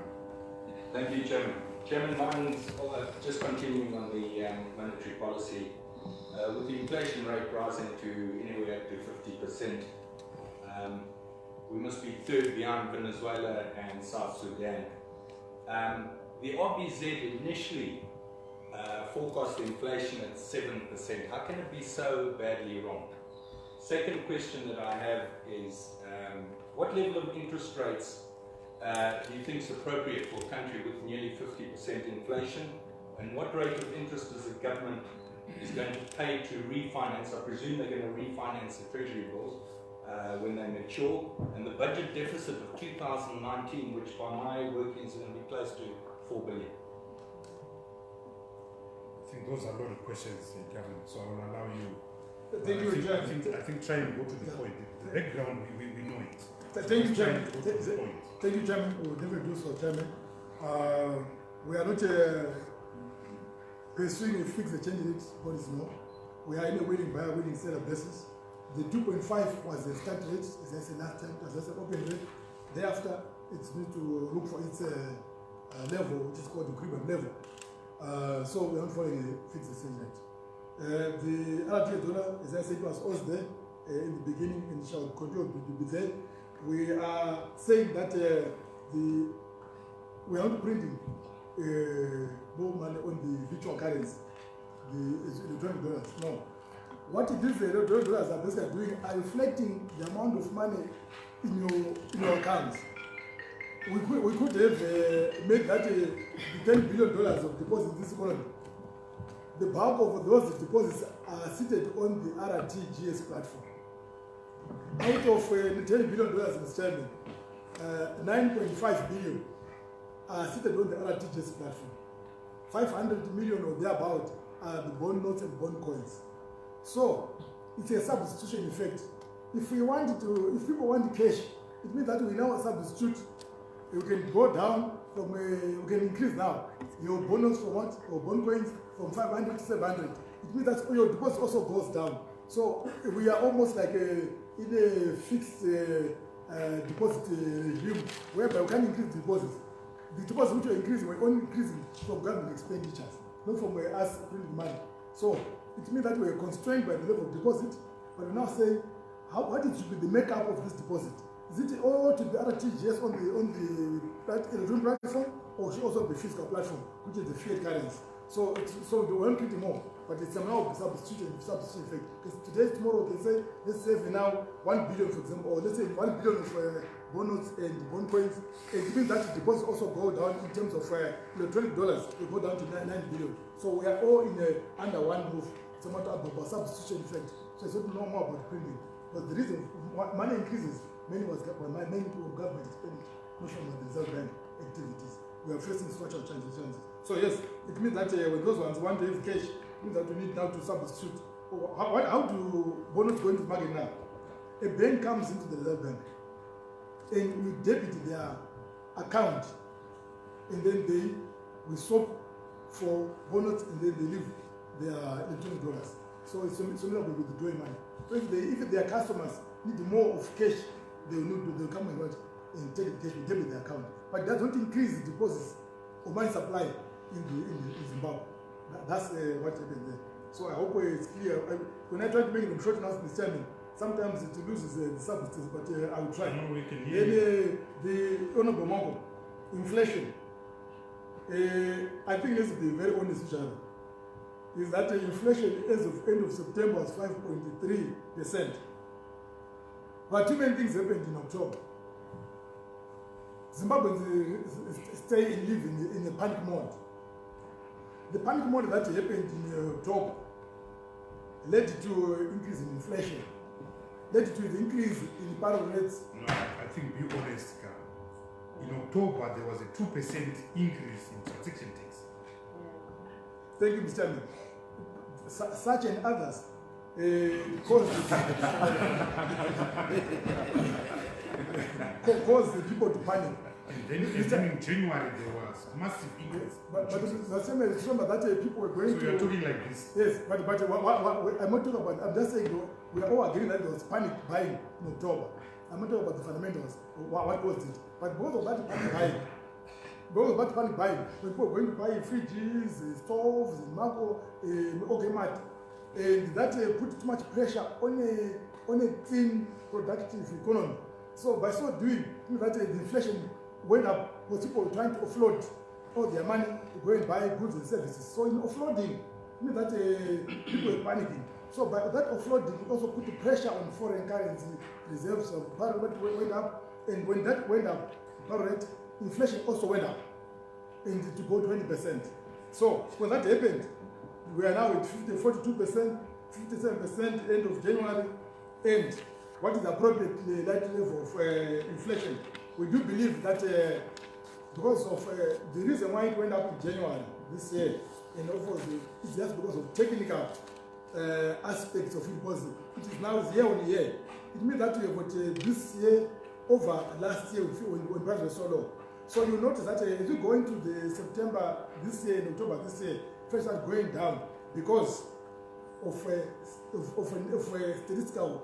It's a statistical challenge because we are now saying this year over last year, so you have high figures, but they will not go down. So we think that average rate of inflation by the end of the year it will be lower in the region of between 10 and 15%. That way, it now tells us the interest rates now. We now say, how then do you market the interest rate for this country? We now look at that long-term horizon, we look at average inflation, and then we pitch now that level of inflation. So at the end of the day, we protect the people in Zimbabwe. So yes, inflation is high because of technical reasons, because it was a low base and a high base and a high numerator, and that way we are going to get these figures. But as we go toward the end of the year, inflation will start going down because of also the base. For example, in October the base was 20, will be 20. So we go also into this year in October. It will maybe month on month, maybe will be zero. So it means that it can now be below 20%. So that's why it's very important to look at month on month inflation going forward. What is the month on month? Hyperinflation determined is measured by the month on month inflation. If a month on month is going beyond 50%, that's what we talk about hyperinflation. Yeah, but let's come back to Honorable Rusty's question. In the monetary policy statement, the full document, not the 3-page you are actually very angry with what happened in October and January. Yes. Actually very angry. Very angry. Yeah. So if it were you, you would have put the 2% transaction tax. But I don't want you to have a fight with your boss. So your assumption, and that's where Comrade Rusty is coming from, is number one, the assumption that there won't be another shock, which you can't control. Number two, you are also not accounting for the inevitable wage increase that is coming given the devaluation of wages. You know, unions are actually demanding $3,000 a month. Then thirdly, the issue of what rate will the US dollar settle in the market? Because you know, Governor, that 2.5 is not selling. Last week or 2 weeks ago, you actually had to give gold producers at 3.5. So those assumptions, I think you have discounted them in your very optimistic estimation of our year-end inflation in 2019. Sorry, Yes. So supplement that. Let me just come in. Still on the same issue, Governor, I feel you need to work very closely with PRAZI, State Procurement Regulation Authority of Zimbabwe, in a bid to also protect value from historical contracts. Contractors, for example, in the construction industry, they signed contracts, they implemented projects, they borrowed from banks, and up to 21 February, we had all accepted the influence of the parallel market activity to the pricing. What am I talking about? I'm referring to the 3.6 to 4 which was obtaining in the market prior to the MPS. So now the MPS is speaking to 2.5, but someone borrowed and implemented this project based on 1:3.6 or 1:4. And now a certificate or an invoice was issued. Now he must be paid. We know for certain that many customers are not able to pay in hard currency. If they were paying in US dollars, fair and fine, but this is also something positive from your monetary policy statement. You are trying to eradicate, to do away with the 2-tier, 3-tier pricing system. We compliment you for that. But what it means is, with your US dollar value historical invoice, is going to be interpreted using the 1:2.5. Already, you have lost value. This is where I feel you need to review that and protect contracts, protect those who have executed projects, and most of them are small-scale business people. They are going to be faced with recapitalization challenges, of which if you don't do something about it, this is unfair. And these are the constituencies that we serve. Thank you. Thank you. So the first ones are on the second one is on value preservation. If you can answer the comment, John. Thank you, Chairman. Let me start by saying that the gold producers don't take different decisions. What they did was that they requested on the basis of what they were about. That was the pass-through effects of their pricing for their inputs in their business. And therefore they wanted to maintain that. So they gave us as a recommendation, which we are still digesting, but we've got gold support price that we believe that is necessary to ensure that it is gold control come through the way. Wage inflation, you are very right. We are worried about wage inflation. We do believe that when prices are stable, it's also very simple to come up with the right levels of increment. We think that inflation should be the one used to determine wages. And therefore, it means that going forward, we need to look at the right level of inflation. That's why we are trying to attack that animal called inflation. So the day when people talk about salary increases, they are linked to inflation. But yes, wage inflation can be dangerous, and we also believe, that the economy right now, our major concern is if civil servants were to get a 60% wage increase, which is the region what they are claiming, the inflation annually can be 7%. And that's a common Rusty's question, that you are so ambitious in your 7% projection. Mr. Anything is possible, because where I was going to was that the economy right now is going into, there's now low demand. Mr. What we've noticed as a bank, we find that the demand for goods and services is going down. And because of that reason, there is no capacity for this economy to provide high levels of salaries, because there will be no capacity for the companies, for firms to be able to increase their prices. People right now there is resistance in terms of purchasing. I now hear that there are going to be now some promotions for cement, for example, which of last month it was ahead of promote the sale of cement. I see shops now trying to promote their products. As I said in my mandatory statement, I'm more worried about going to mid recession. And when that happens, it means that it's very difficult to get out of it. And this is my major concern in my heart, Mr. Chairman. As I said in my mandatory statement, I'm seeing it, Mr. Chairman. You will not see Mazoe, for example, in shops. But nowadays, they are there. Just imagine if they were to that by another 5%. It means that the company that produces Mazoe also reduce their production. When that reduces production, it means that unemployment will start to creep in.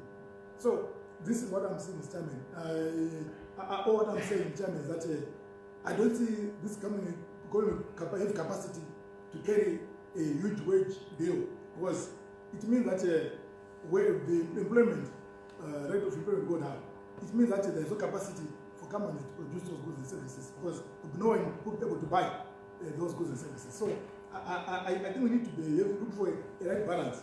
I'm not against salary increases, but I just talk about the quantum, that they need to be reasonable. So in both ends of the day, we might go into a mini recession where we might not get out of as quickly as possible. Monetary policy, guys. Monetary policy. Chairman, sorry. I'll come to you, Ras. Can I, Mr. Governor, on the interbank rate that you recently introduced, so far, how successful is it? We thought we were going to measure the success by the collapse also, or the reduction. Obviously, it won't match the parallel rate, but we thought there was going to be quite some reduction. How successful has it been so far?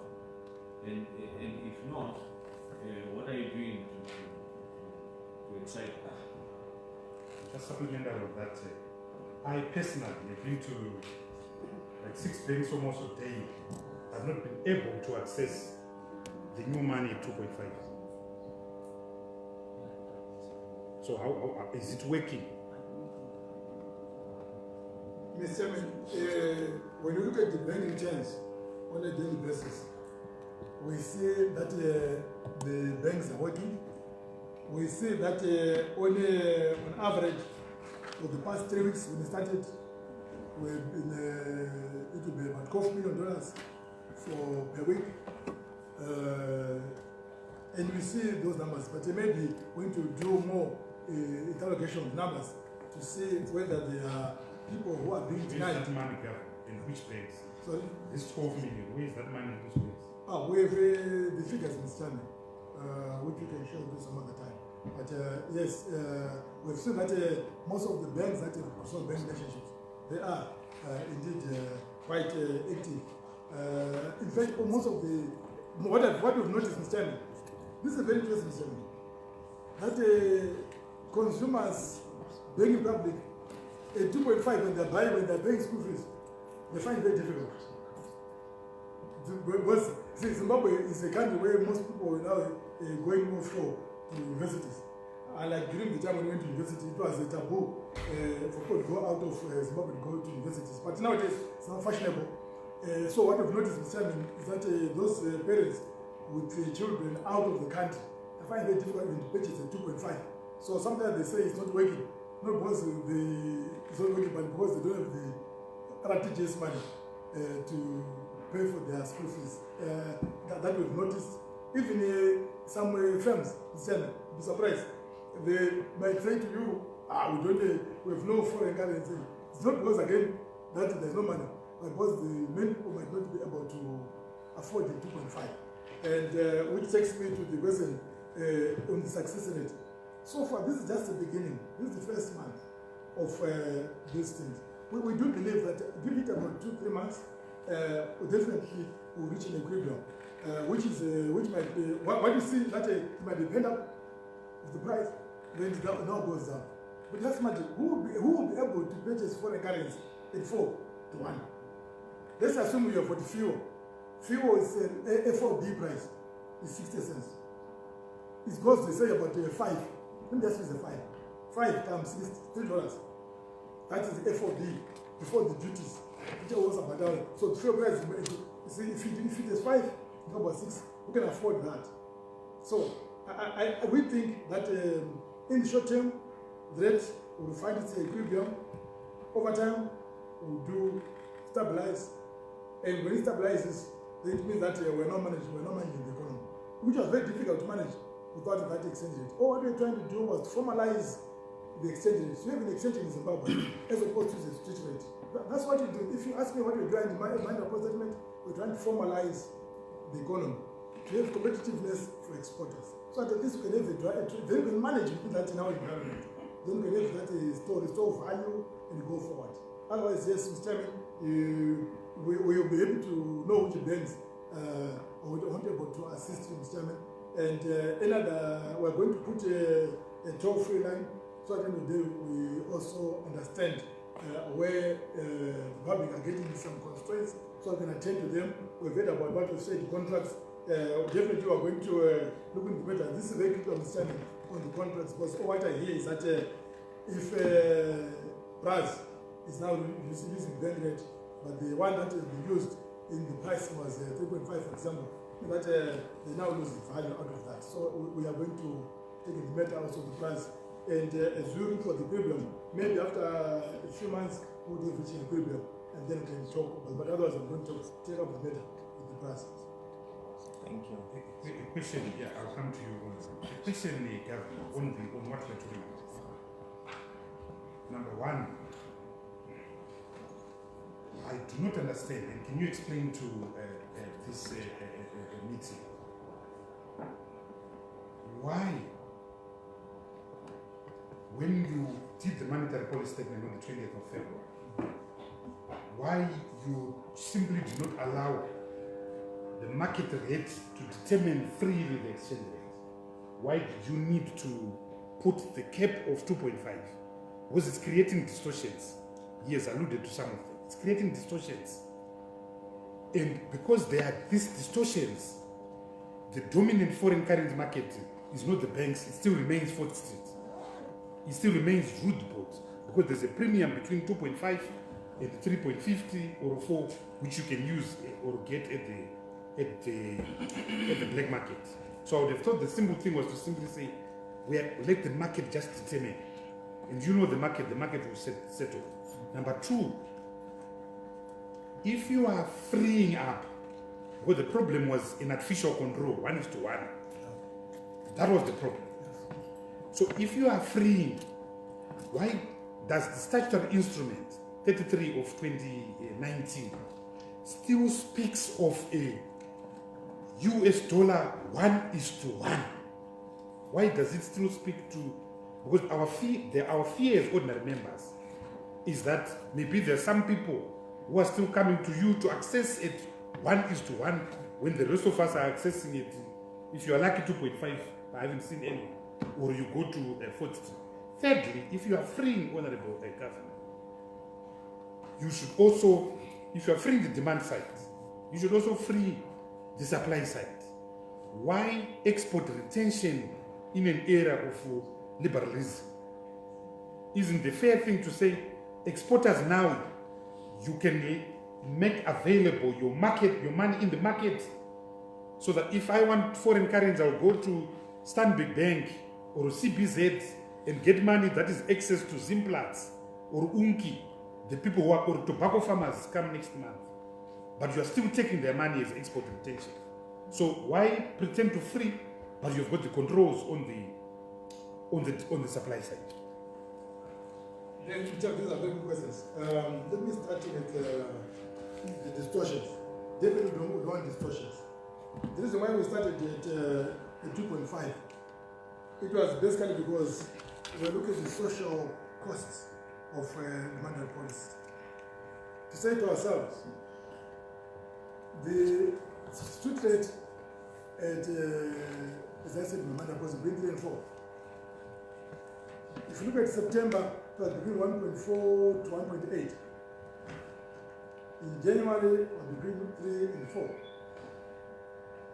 it was our logic that the market rate should be within the border, not between 1.4 to 1.8 or between 3 and 4, but it should be in between those two ranges. And when you look at the fuel being the most, the product that is the most foreign in this country, if you look there, there's an implied exchange rate in the fuel of 2.5. So that at least we don't have the price increases of fuel and others, commodities. It was logical on our part to start with a price system that don't take, we don't shock the market too much. But going forward, we are going for that equilibrium, which the other problem that other people with purchase foreign currency take positions. And that's maybe they bought their foreign currency, they bought in 3. Now the one said 3.5, but they took positions. What we're also going to do will be very soon will increase the interest rates, so that it is those people who bought foreign currency. Our question, Honorable Governor, is that we are trading 90% of the people in Zimbabwe. We are trading on the black market. I'm going to South Africa today. I'm going to go to Forex. We are trading on the black market. So why simply not allow the market to determine the price? We agree with them. Yes. Instead of putting this 2.5, which everyone knows is not working. We met with the banks on Friday on the same issue. That because banks are the ones that see and service the customers. And we have asked them that don't be afraid of having a price discovery. When the price discovery of where this equilibrium is. So banks are free. We want to manage it ourselves. It is through the banking system. So yes, Mr. Chairman, we think that we will be having a equilibrium very soon.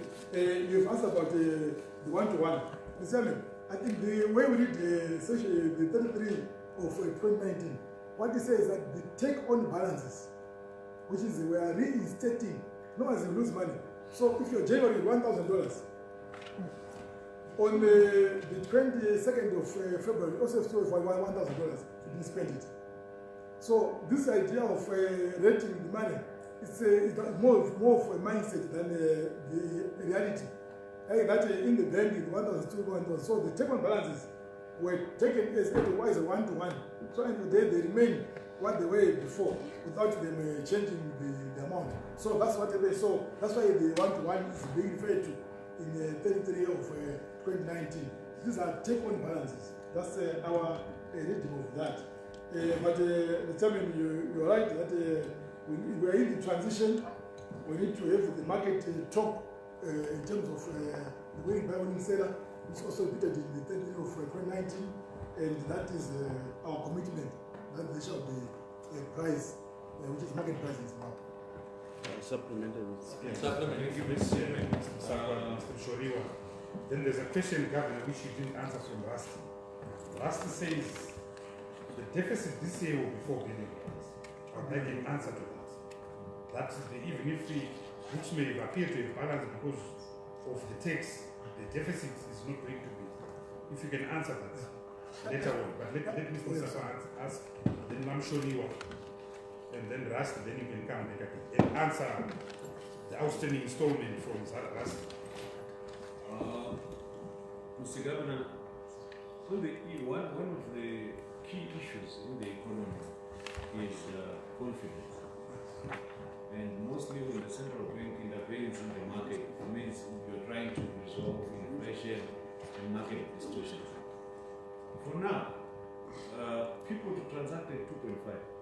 Are you aware that the travel industry in this country, all the airlines, no one can pay RTGS? And you go to them and say why, they say even at that interbank rate, we cannot access foreign exchange.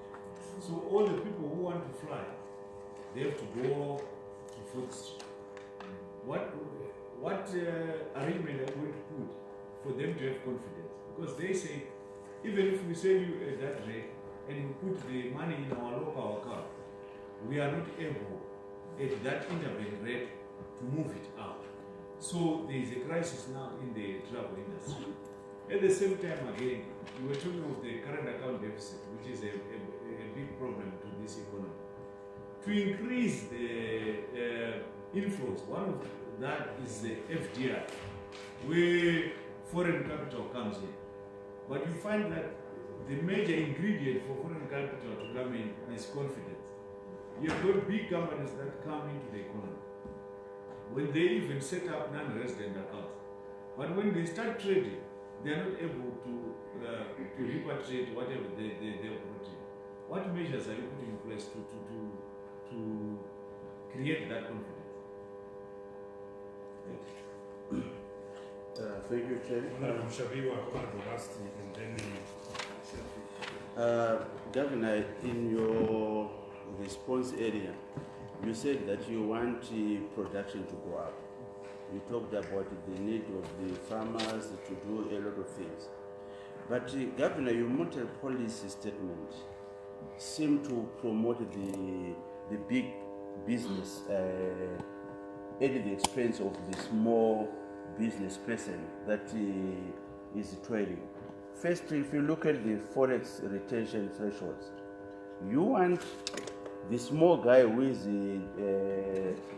doing his tobacco to retain 30%, but you want my dealer who are busy taking that tobacco to retain 80%.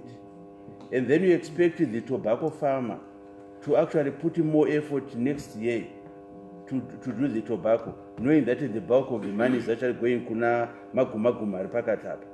And then as that is not enough, Governor, you know, tobacco and farming is seasonal. You are then saying, after you have retained that 30%, make sure that you use that money within 30 days. If not, it's taken. Surely 30 days, when I'm actually into farming, why can't I actually retain that money for a longer period? And I say this, Governor, because this concept that the economy will be built by big business, to me is actually a wrong premises, because I believe that the small business has got a role to play in this economy. So to that extent, I think it's unfair to punish them. thank you for a fantastic question, Honorable Mushoriwa. Chairman, freely, thank you. Just to remind you the question which is outstanding. My concern is on the one-to-one take on balances. We've talked about pensions. My concern is when it comes to the saving loans, the TBs and that, with that one-on-one take on balance, does that mean that in essence these savings are also reducing in what I call real street value by 60%? My second question is almost the same as what Honorable Mshoriwa asked. Tobacco companies have funded growers for the whole season on a one-to-one basis. That means he's got his loan as a US dollar base against product, not money, against product in all his loans. It is quite obvious that the tobacco company, in order to recoup all his loans, which are all imported, is going to pay the price on a one-to-one dollar until the loan is clear. Now here lies a problem. Who's going to take the knock here? The grower, because it's one-to-one, repaying his loan, which is probably 80% of the money he's earned. The 20% that's remaining, what is the buyer going to pay for that? Because he can't move his price because he's imported the dollars at one-to-one. So I have a major issue coming. If you take a small-scale farmer, he's done all that and he owes $2,000. But his transport cost to get that 1 bale or 10 bales of tobacco from Groover to here has gone from $45 to $150. Is that going to be at one-to-one? Thank you. Yes.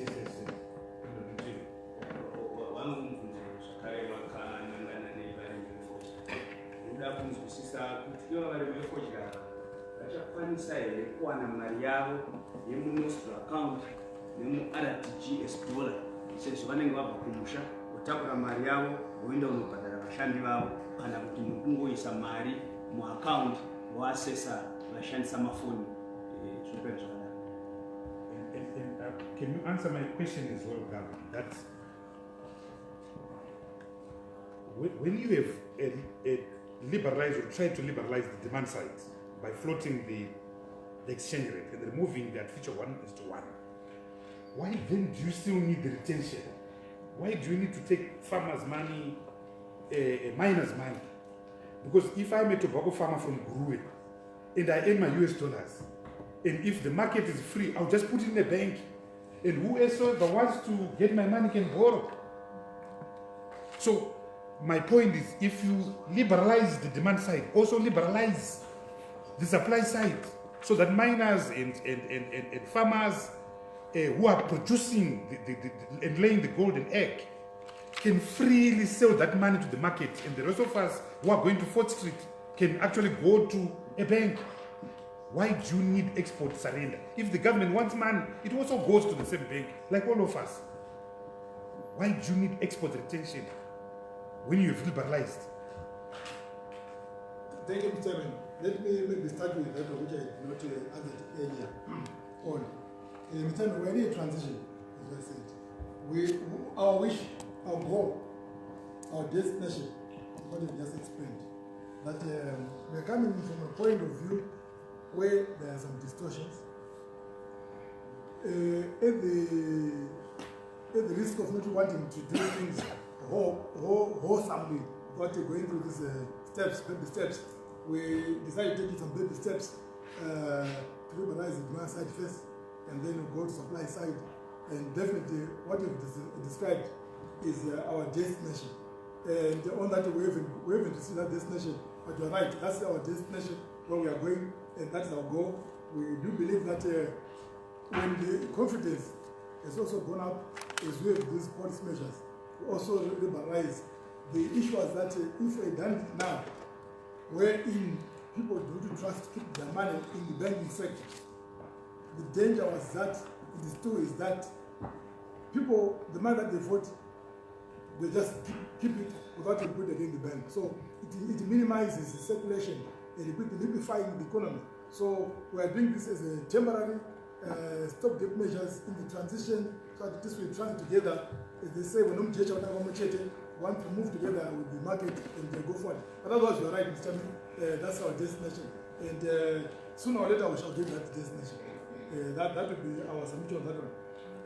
But on the issue about nostrils, yes, let me combine with which was the Honorable Shorewa. It's very good questions. In terms of tobacco, it's not 30% retention. It's 50% of the net proceeds. We met with the tobacco industry, board, the growers, and merchants. We agreed at 50% of the net proceeds to be money in their nostro accounts.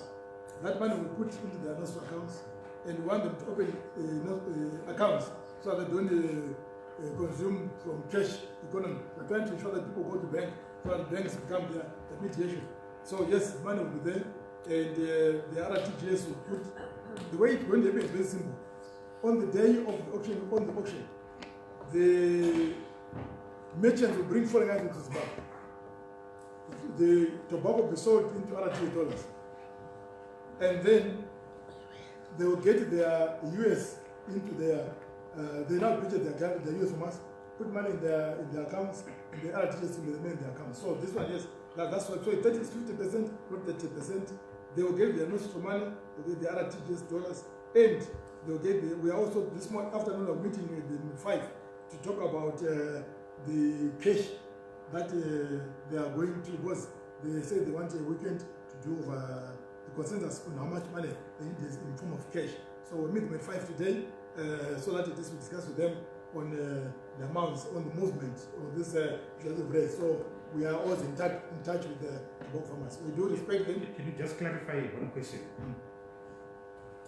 When I'm a tobacco farmer from the US, you take my 50% as export retention. You are buying this US dollars at what rate? Is it your 2.5 or is it the market rate? At the market rate. The 400 in the black market? No, we use the market rate determined by banks. Because if you use 2.5, you're stealing from me. Yeah, that's why I say the market is $4. You can buy my money from my tobacco at 2.5. What money are you going to buy to sell the auction floors are open on the 20th of March. Yes. we do believe that before or on that date when they are opened, maybe there will be an equilibrium in the market rate. Yeah, no, suppose the status quo remains. Suppose the banks are still at 2.5, but the market is at 3.5. What rate are you going to buy my US dollars? 2.5 or 3.5? We are going to use the market rate, Mr. Chairman, which I do believe. So in my example, which is it? 2.5 or 3.5? If the rate is 2.5, that's the market rate. But I think you're going to. No, Mr. Chairman, I'm answering your question. That market rate. But then we don't believe that it will be 2.5. Yes, I think this is a key question. Ichokwadi farmers kumshop wakati vunzo kuti ko imimi nemhaka mari yedu tichichengeta kwemwedzi mumwe chete. Farming is a year's business. There's nothing to bring comment. I think it's a good answer. Thank you. But I think this question, Honorable Governor, I think that it would be wrong for the bank to purchase export retention US dollars from our exporters, whether it's gold miners, platinum, or it's our tobacco farmers, it's the fixed exchange at the moment of 2.5, when the market is 3.5 or 3.4. I think there's something wrong about it. Can you give us confidence that you will purchase at the street rate? And if that is the case, why not just liberalize? Why not just liberalize? Mr. Chairman, if the government are managed by street rates, I think we need to go some equilibrium. We don't believe that. I also want to welcome Honorable Sankani. Thank you. Mr. Chairman, I'm not very sure whether. I didn't see you, Honorable. But you talk too much. Mr. Chairman, I'm not very sure whether we want the government to be led by the city. It is a reality, But Mr. Chairman, we're also aware that those people in the streets, they took the positions that they're trying to influence this economy. And we should never allow people who have taken a position in this economy to run this economy. I think it will be failing as the Parliament of Zimbabwe, as the government of Zimbabwe, as the Central Bank of Zimbabwe, that people are being rewarded for taking positions, and then because they now want to pay their RDF loans, then they push the rate upwards. So at the end of the day, in fact, those are the same people who made us to the way we are today. If it don't happen in October, inflation will be very low. These are pass-through effects of parallel exchanges. Chairman, what will happen in this country is that if we allow that to happen, prices will also go up to the roof. And I don't think Zimbabweans, I think we've had enough in this country. I think we need to have discipline. This economy is missing. We need to have confidence is missing. Chairman, some of these things that we're asking, yes, they are very fundamental. I love the market, but that market we determine it. Someone on social media just say today is 5, tomorrow is 5. If you go and check today whether there be any trades on that levels, you'll be surprised. Why should a $1,000 transaction influence Zimbabwe, which I said 12 million demand per week?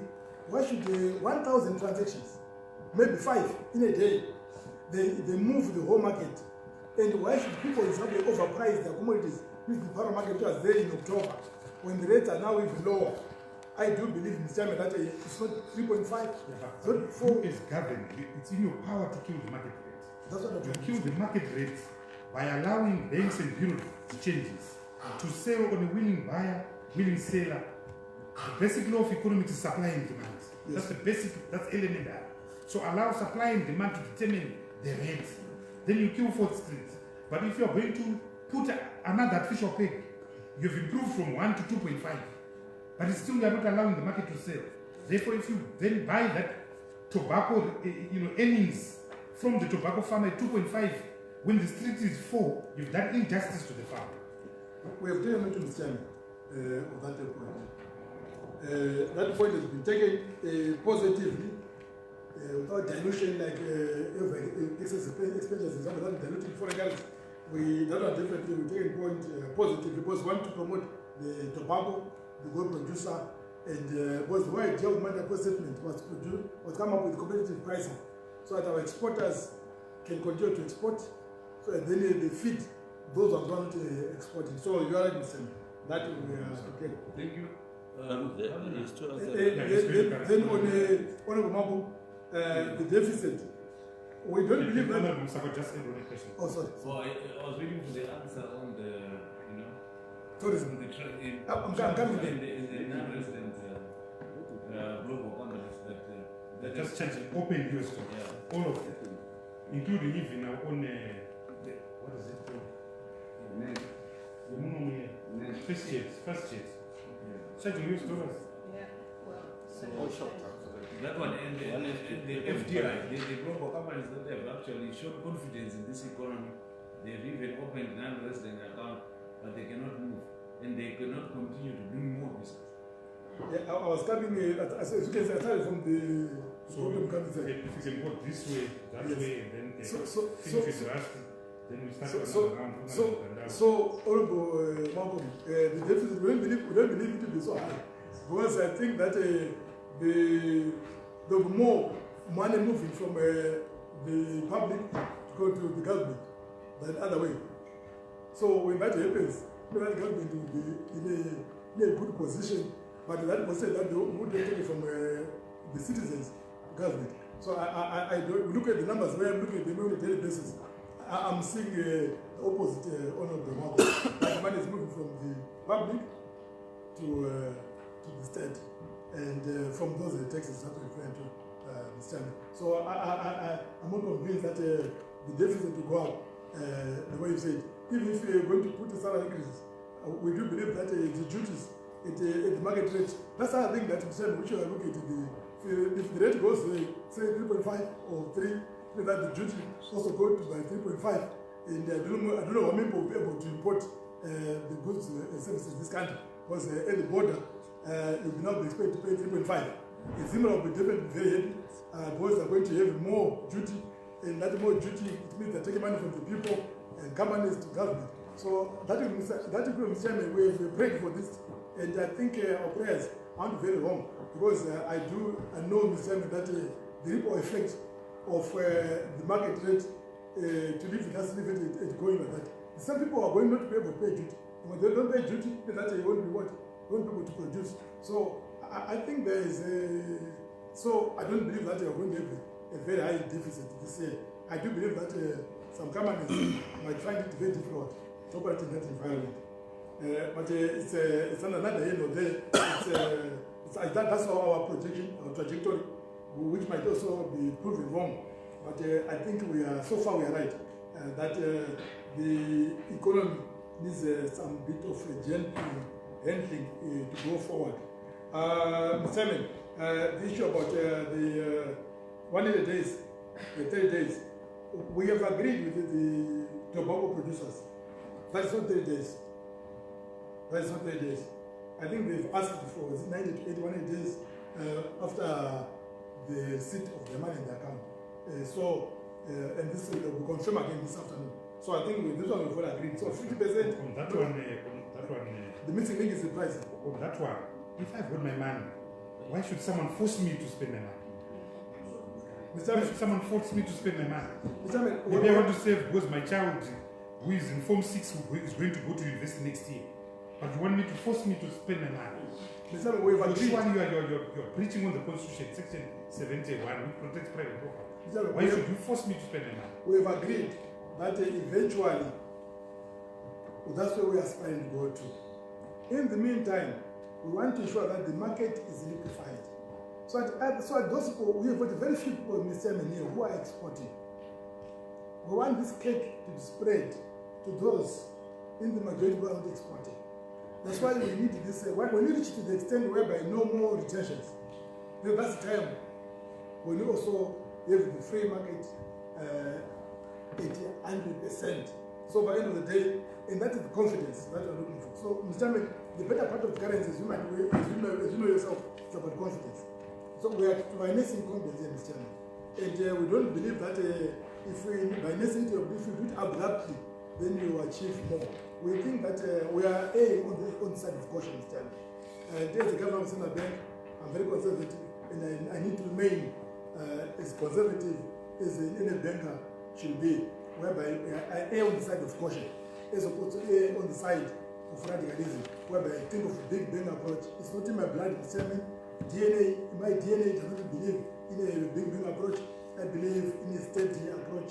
And I think what we've now done as a nation give us a bit of time to show that at the end of the day we reach to that goal. What you're saying, that's also what we want to achieve. But I'm just saying, the difference that you're saying, let's go there now. We're saying, let's get there after a few months from now. So at the end of the day, we reach the same destination. Others are slower and others are faster. We have chosen, definitely because of my DNA, to be slower than what the market is saying. But otherwise, we do agree on the trajectory of the destination.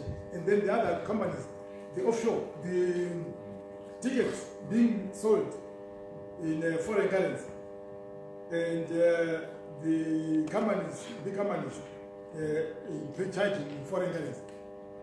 This instrument 33. Sorry, Mr. Governor, it's not companies charging in foreign currency. I'm talking about FDR.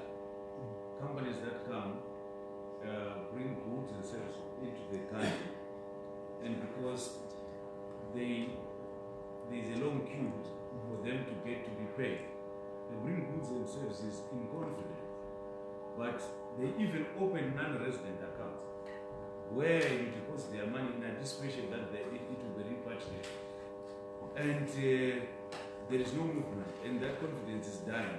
So people are not giving that forward cover to local industry again. How are you going to address that and create again interest and confidence for people to bring even trade cover,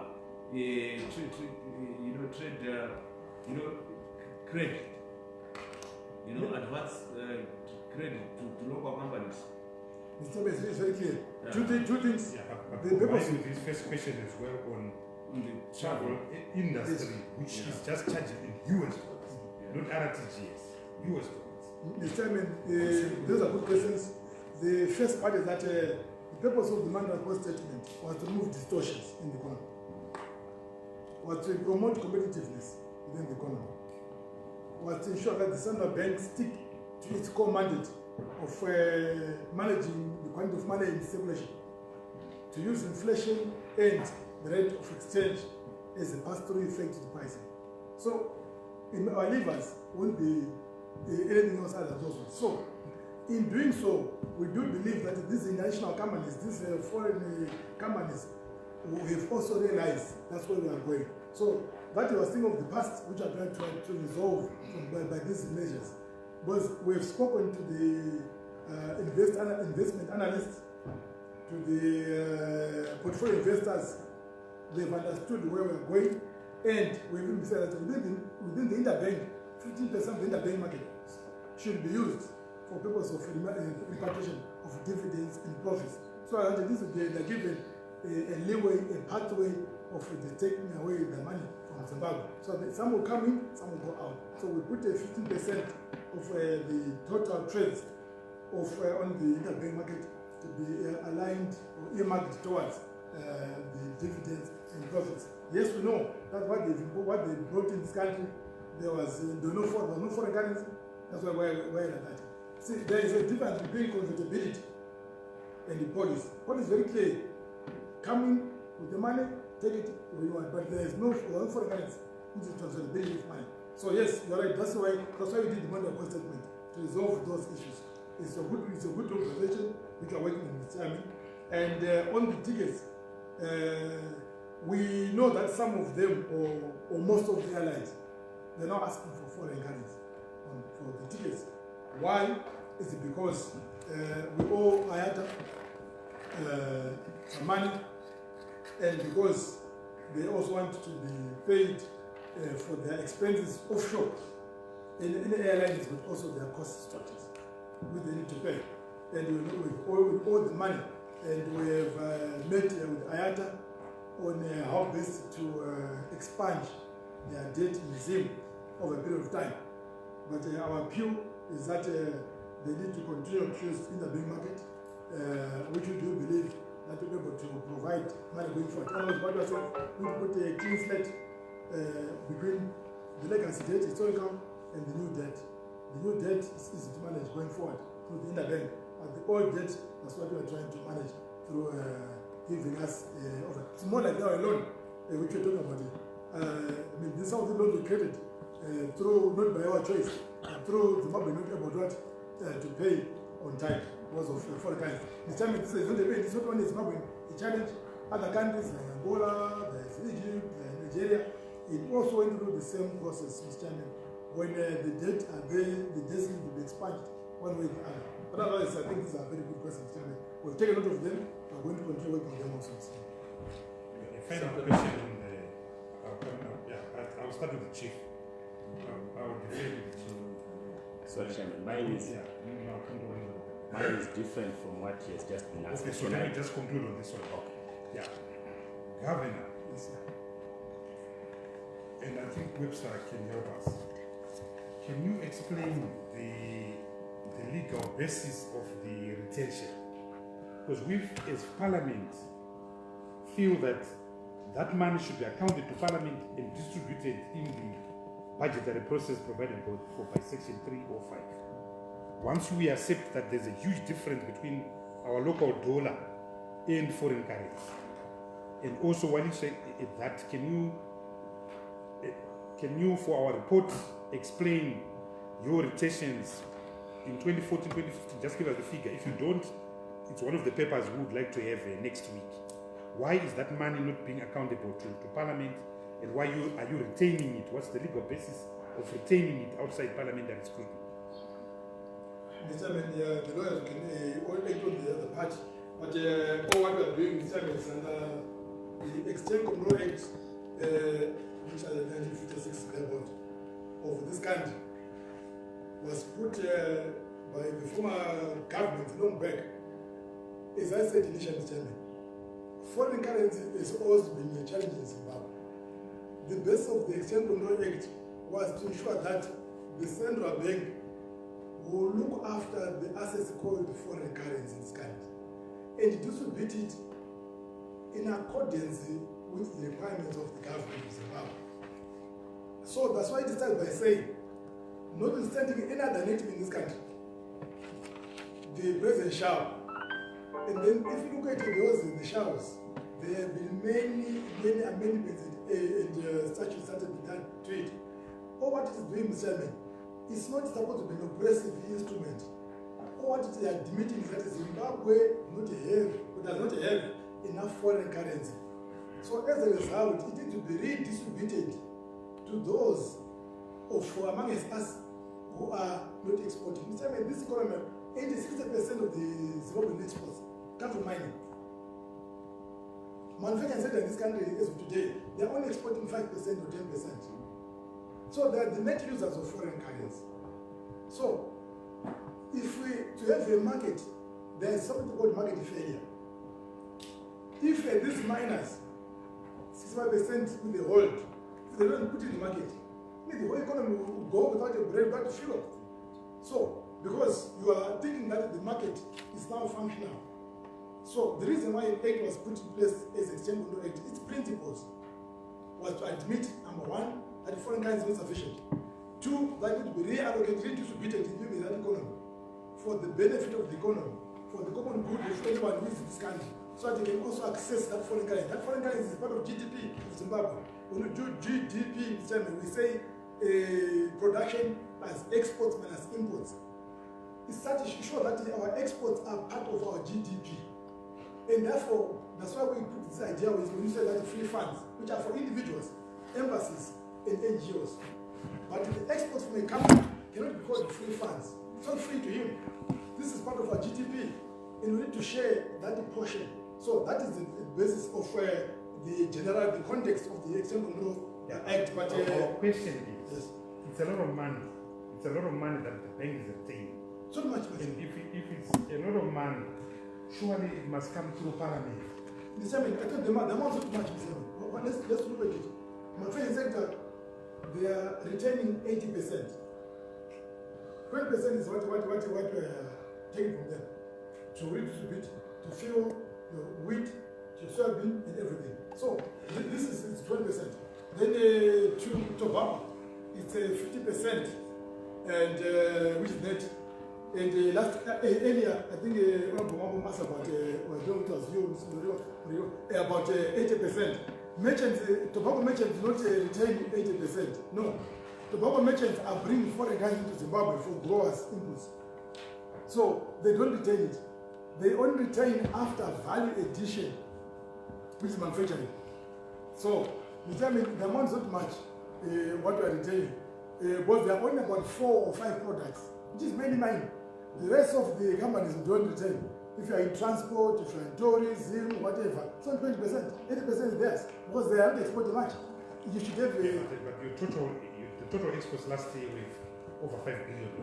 Well, 4.5. Yeah, so that means that the retention, whether you take 20% or 30% or 50% or $5 billion, it's a lot of foreign currency. So our argument as Parliament is that we distribute money, we control the consolidated revenue fund. That hard currencies is part of the consolidated revenue fund. So we ought to say to the Minister of Finance, you can use it this way, but we, the people of Zimbabwe, have given you that license. So you now have a huge chunk of the GDP that is being distributed offline using criteria and formulas that we don't know.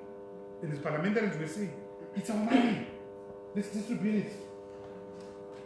Mr. Chairman, we hear you loud and clear, and that, as we said, we can give all the information, Mr. Chairman, of where and who and what.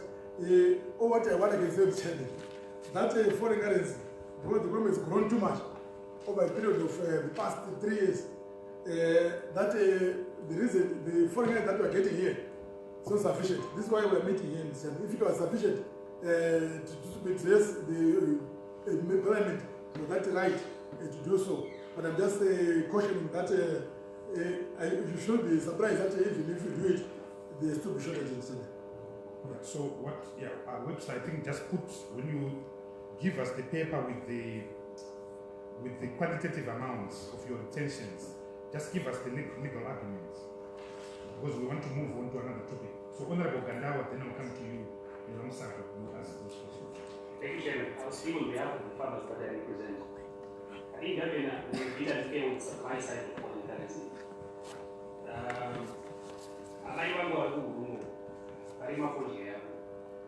She thinks and she feels on the day that she goes to the market, is likely saying the market rate will determine what the other 50% that is going to be sold on the interbank. If as a farmer she decides to say the market is not right today, I can't sell at 2.5. I want to hold on until the market improves to say 4 or 3.5. How flexible is the system? If I say today, no, the market is a bit poor, let me wait until tomorrow when it's 3 or 3.5. That's number one. Number two, the 50% that the farmer is going to retain in their FCA account. I think with the way things are turning out to be, it's most likely that this farmer is not likely to get physical loss after the retention period of 90 days. On the 91st day, we assume that that money in the account will then go to the Reserve Bank or any other buyer who comes along the way.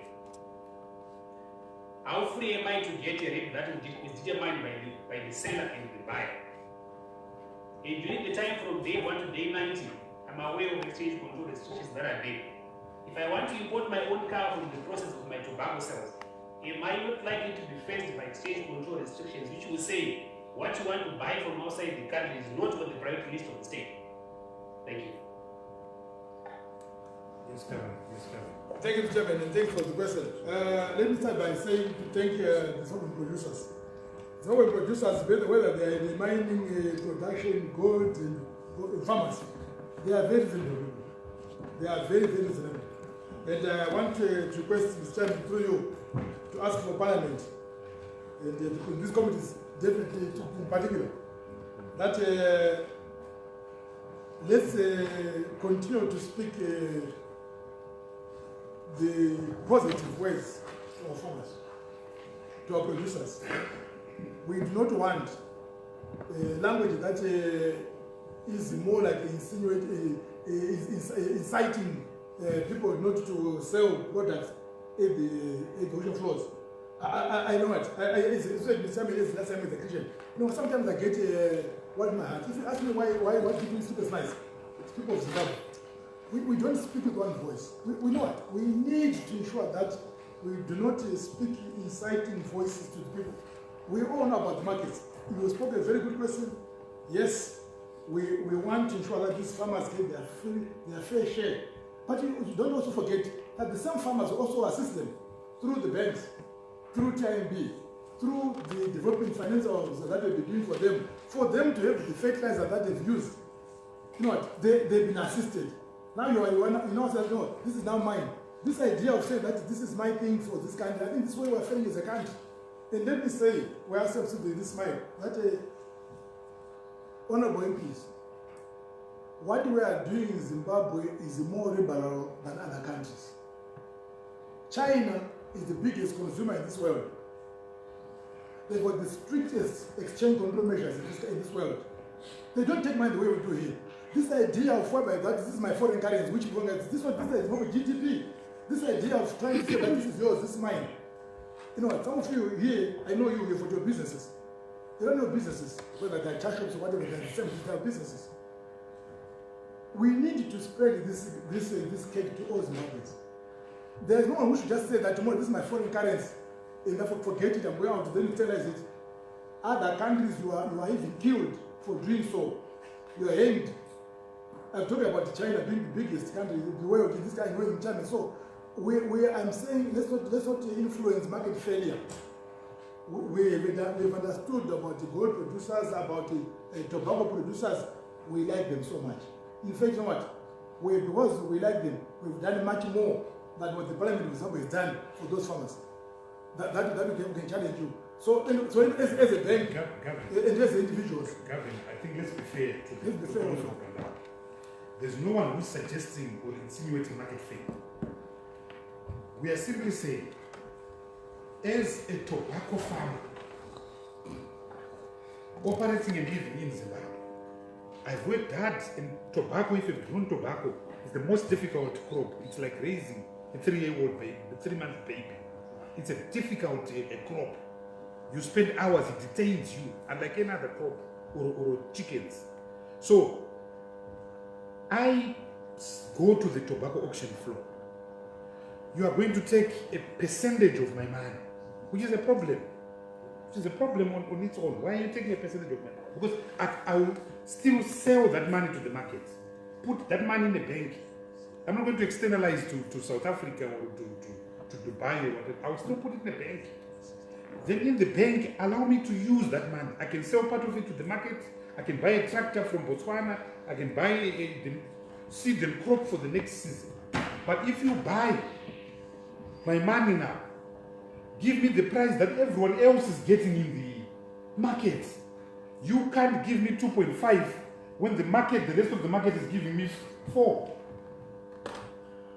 That's all we are saying. That's all Honorable Gandawa is saying. Mr. Chairman, we have agreed. Yeah. That's why I said let's underline areas of agreement. Yes. Whenever I come to this committee's chairman, yes, is that sometimes, you know, we don't need to move them forward. Because not where we have agreed, let's not continuously beating them. Because at the end of the day, it does not serve. No, but I wanted to disabuse the notion that any member here might want to have any ulterior motive other than just acting in the best interest of the people of Zimbabwe. Mr. Chairman, the acting in the best interest of Zimbabweans, that where we have agreed, we need to agree, as opposed to continue saying it in a different manner and method.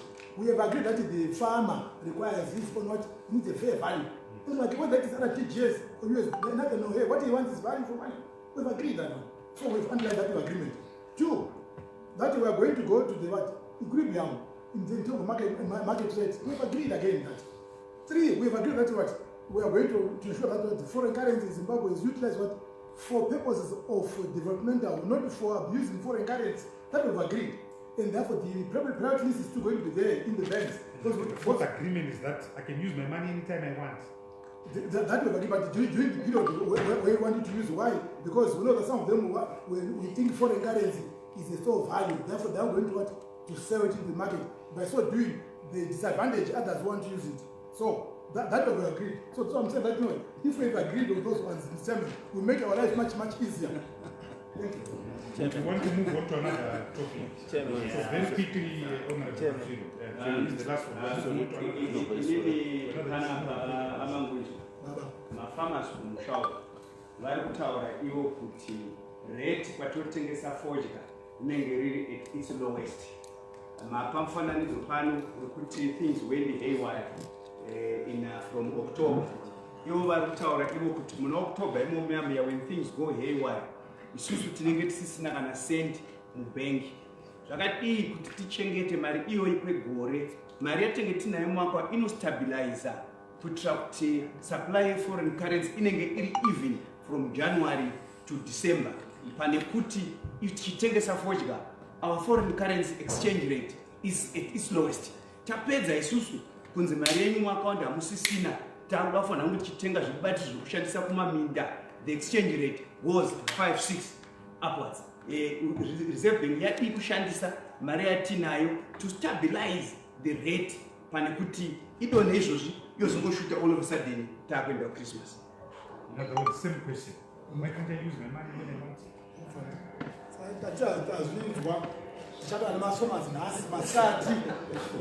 On that issue, if we are representing them in a meeting them. So I think it's better to meet them, which I'm doing. In fact, I meet them, I think more often. Maybe you stay with them. So you meet as a group. So we are going to agree on the basic rules. So it's okay, it's okay. So we are moving on to another topic. So I'll ask Ramasako. Thank you. Honorable members, we are now moving to the section on quasi-fiscal activities. So we are open to ask any questions that we may have. The first one that I have, which is written here, is that the bank has acquired loans amounting to almost $1 billion. Can the governor give us the spread of that borrowing in percentage terms, probably how much has been channeled to public sector investment programs, how much has been given to recurrent expenditure, and how much has gone to stimulate industry? That's the first question. Mr. Chairman. Mr. Chairman. Okay. Can I? Okay, just answer that and then we'll go back to Mr. Chairman, I am maybe we're not on the same page. What are quasi-fiscal activities? Quasi-fiscal activities are activities done by the central bank or any other institutions on behalf of government at lower market price or at zero and not recoverable. So as far as you're concerned, we don't know if any quasi-fiscal activity that is done, different from 2014 to date, unless if you give us those lines. I don't think that your question is relevant in this instance, because that's not a quasi. What you've asked so far is not a quasi-fiscal activity. maybe it's a long question term. it's a question of nomenclature, or so we rephrase the question. The spread of the central bank borrowing on public sector investment program, recurrent expenditure, and industry. You are referring to the offshore loans? All loans that you. Mr. Ahmed, I think let's be very clear. Quasi-fiscal activities at the Reserve Bank, they do exist. So my address is which Reserve Bank. No, I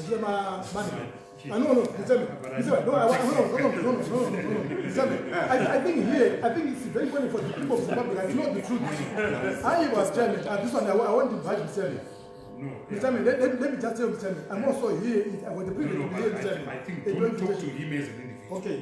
And don't make a reference to his what the Reserve Bank used to do, what the Reserve Bank used to do, when we were buying my tractors, when we were buying my generators, when we were buying vehicles, those are the what we call quasi-fiscal activities. Because those ones could have been done by the government of Zimbabwe, but they were done by the central bank.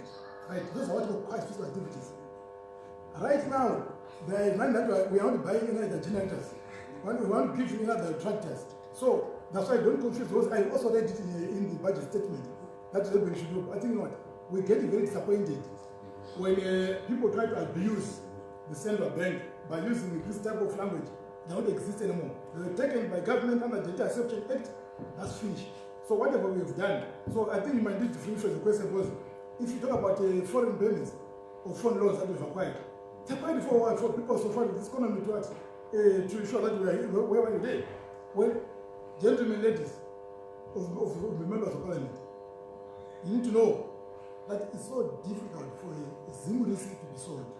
That very few buyers it. That's why because of sanctions. You know what? Yeah, but let's come to quasi-fiscal activity. Yes. In your monetary policy statement, of the 20th of February, yes,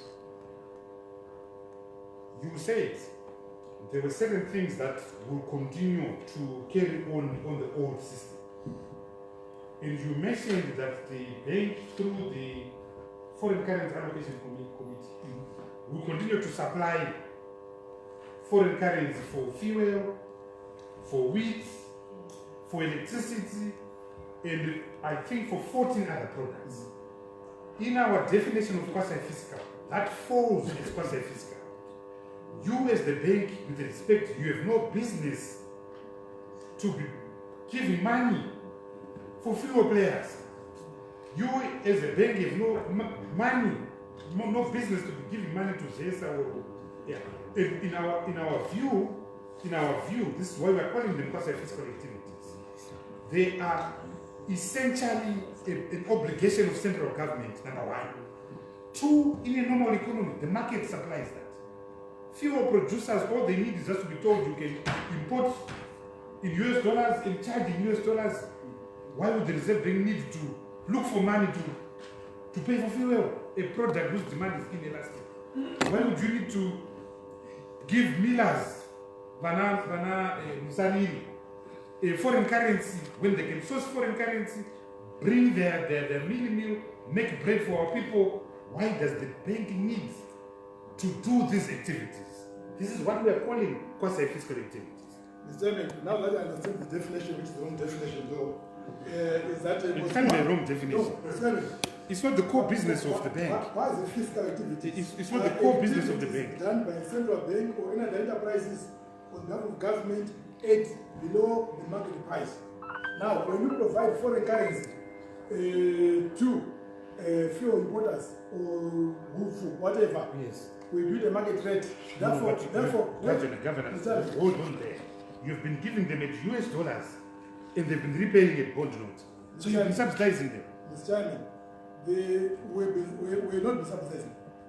So can you give us the schedules? Can you give us the schedules of that support which you are not calling quasi-fiscal, but which we are calling a quasi-fiscal? How much money, foreign currency, have you given to fuel, to wheat, to whatever? But we need to use international definition of these numbers. Okay, what do you call that activity? What do you call it? That we don't call that activity. What do you call it? Parliament does not have any definition for other things. When you make these interventions, what do you call them? Mr. Chairman, I've told you many times. Tell me, this economy is going through a difficult time. No. I said, how do you describe these activities? It's very important. How do you describe these activities? There is no one in this country who can go and borrow funds, use their own balance sheets to help Zimbabwe. This is all money that has been borrowed and found to ensure that we bridge the gap between the normal supply of foreign currency and the requirement of Zimbabwe. So, what we are calling these are just loans, foreign loans, which we have discussed about last time. We saw you ask us, we give you the documentation of these loans and how we utilize it. We've done it very well under very first countries. Zimbabwe is a stepchild in a family of nations. It's not difficult to do with a stepchild. This is a stepchild in a family of nations. And because of that reason, we are supplementing this stepchild so that the stepchild won't die. We don't have Kwashioko. It's a stepchild chain. I think we need to agree on definition. Yes. Do you agree that the core business of the central bank is defined in Section 6 of the RBZ Act? Yes. Yes. In my understanding, your key roles are running monetary policy, stabilizing the Zimbabwean dollar, and the national payment system. That's your core business. I look after 8 acts of parliament, sir. No, it's the minister who looks after acts of parliament. I said I look after as a custodian of those. Yeah. So your core business can't be buying fuel. The core business is that we need to make sure that money is available. You see, I mean, I've gone through such a fortnight. We said that when foreign currency is not there in this country, do whatever is necessary to do for the foreign currency inside this colony. So are you saying Section 49 is the justification of quasi-fiscal activity? No, Mr. Chairman, I said there's no quasi-fiscal activity. Please. So what do you, when you give money to fuel, to sugar, to drugs, what do you call that? It's called the foreign currency allocation. What? As it is, foreign currency allocation. As the table project. I'm telling you, I think I know it. So, it's a table project.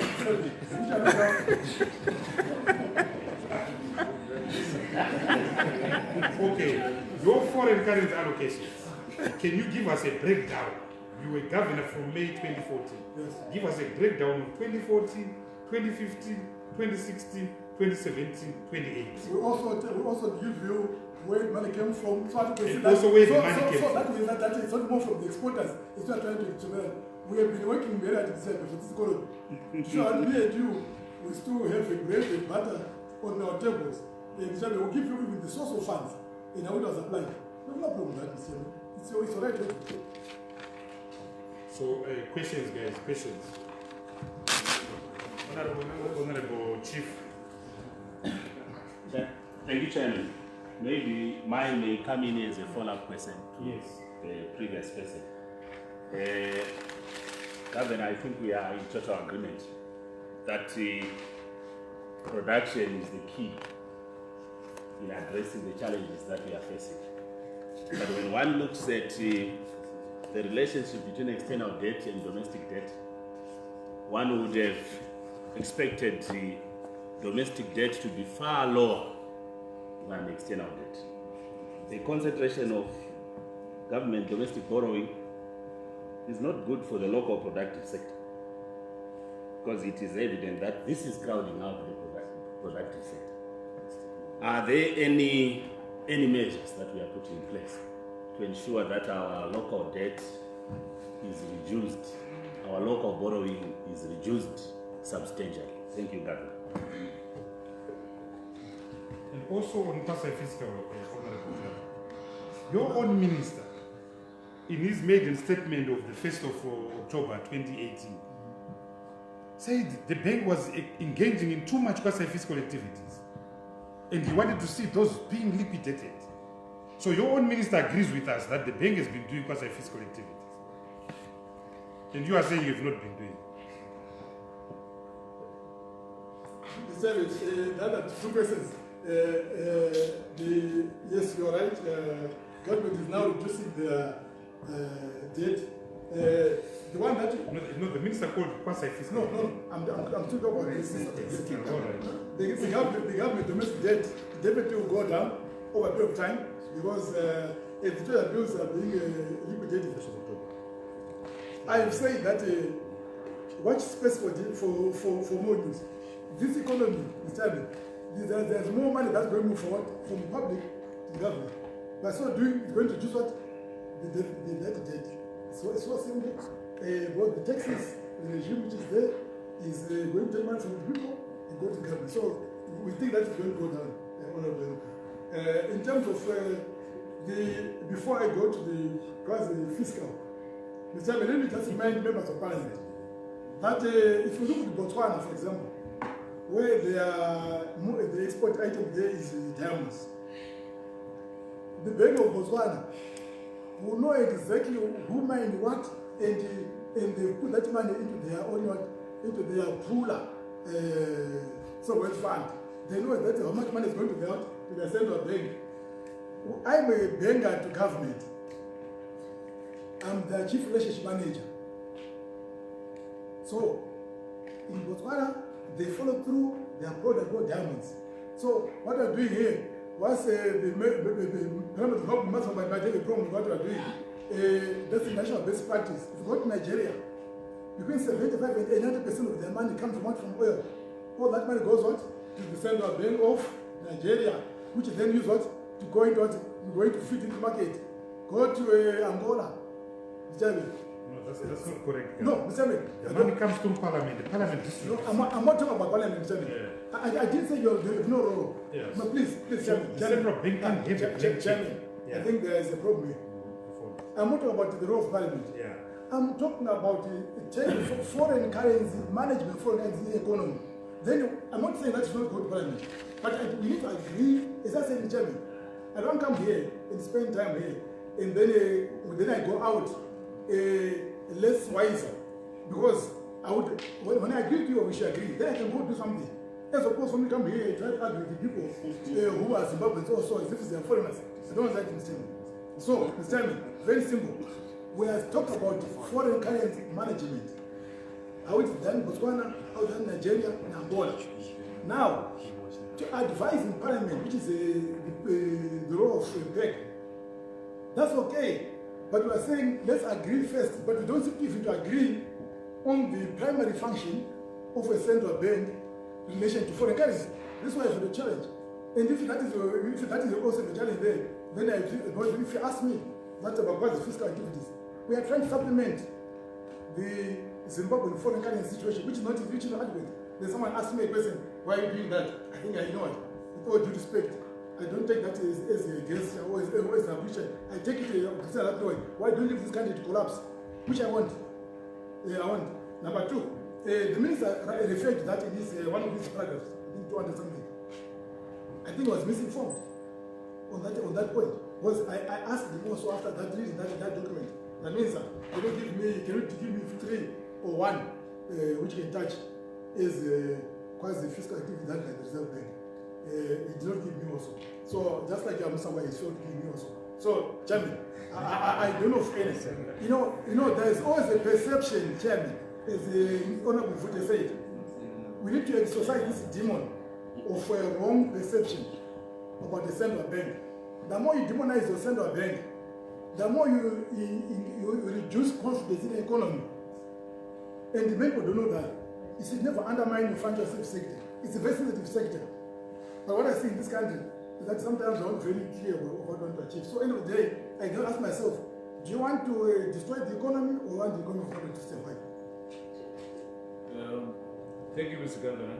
Maybe it's just as a point of clarification, when we sit as Parliament and have an inquiry, the questions that we have, they come from the members and the committee.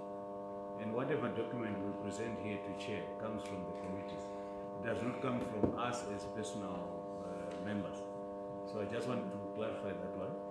So I'm quite aware, Chairman. Yeah. I'm sorry, I'm quite aware, Chairman. On quasi-fiscal, Comrade John, on quasi-fiscal, you have been financing fuel. You've been financing electricity. You've been financing about 14 products.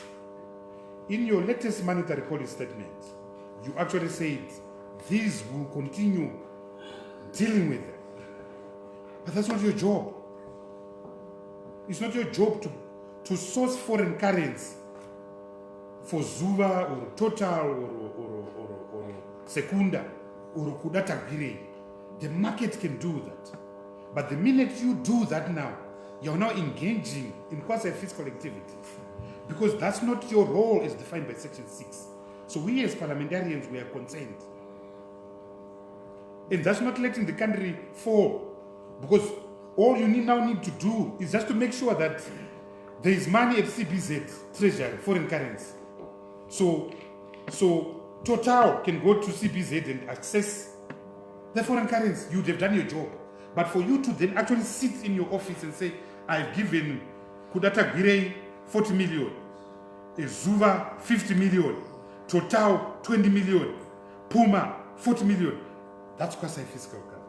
Mr. Chairman, what you've explained is exactly what, that's what I'm saying.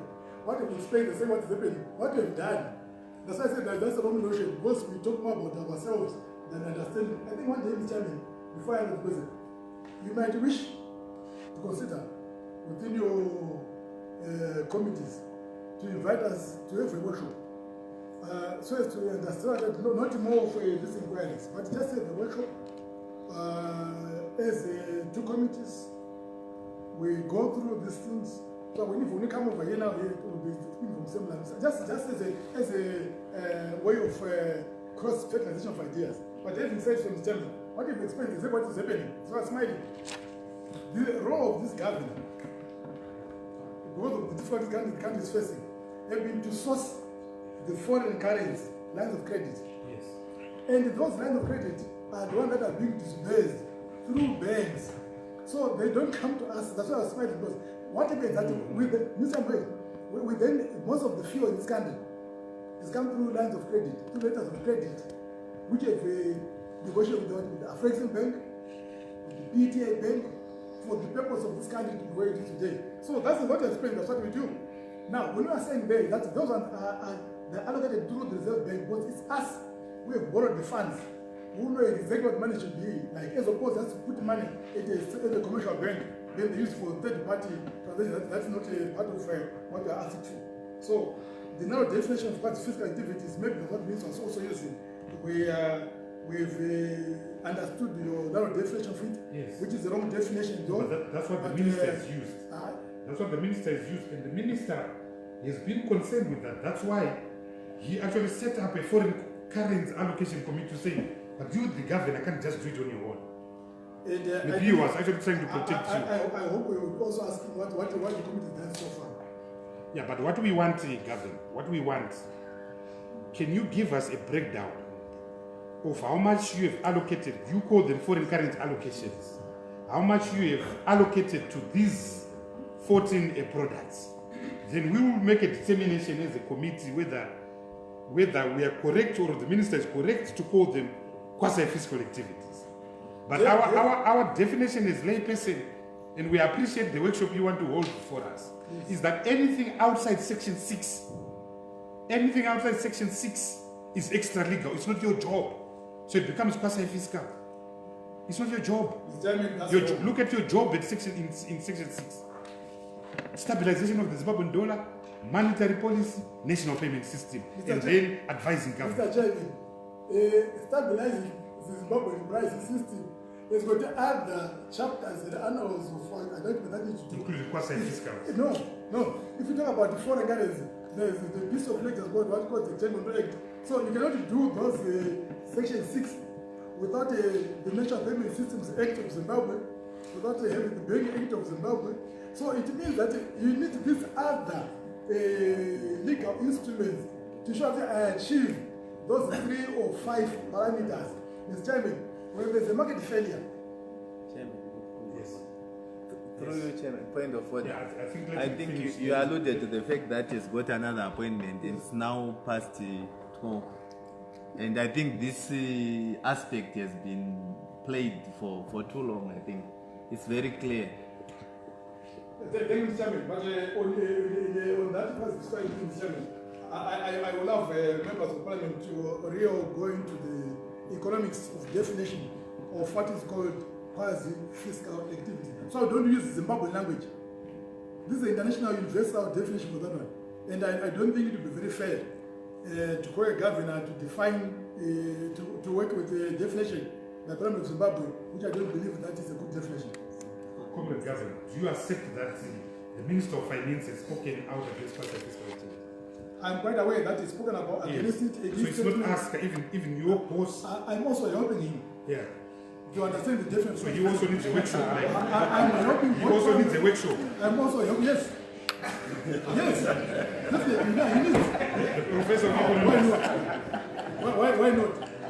As long as we know you. Okay, I think let's move on. Let's move on. There's okay, yes. I have one quick technical question.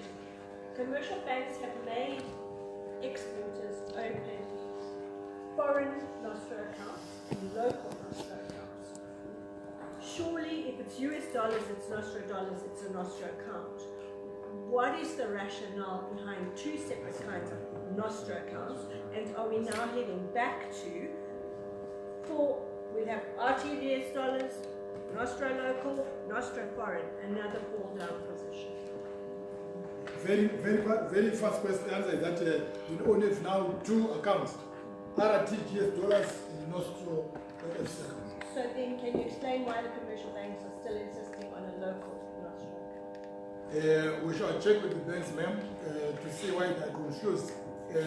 After 33 of 2019, we are supposed to have we need another workshop on that one. Yes.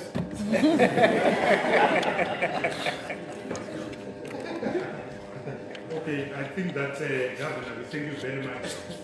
So what we will do... Chairman, before you go, I had one suggestion. Yes. Yes. Thank you very much, Chairman. I have a proposal to you, Governor. I'm happy you mentioned that you are cautious and you are against the Big Bang theory approach.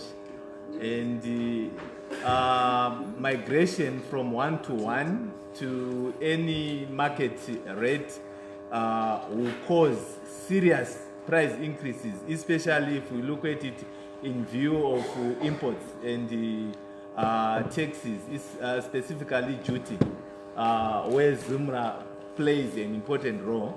But I was thinking you can stabilize, you can balance it by way of maybe negotiating with Zimra to immediately reduce their tariffs drastically so as to compensate for any possible and balance out the price escalations that can result from them.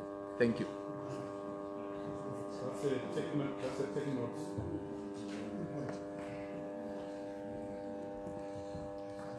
Yeah, so Governor, just to, before I conclude, 109, paragraph 109 of the budget.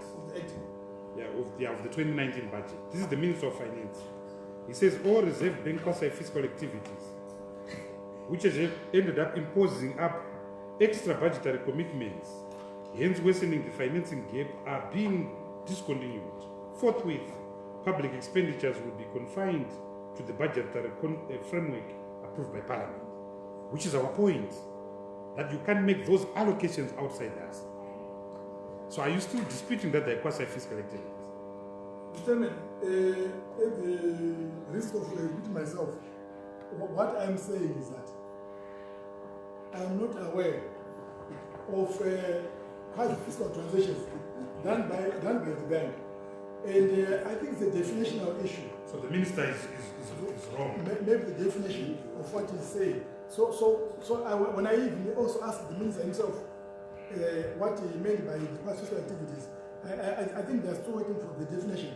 But otherwise, the definition should be right, you know about it. I think we ask you to organize a workshop for all of us. Yes. But it's now an act now.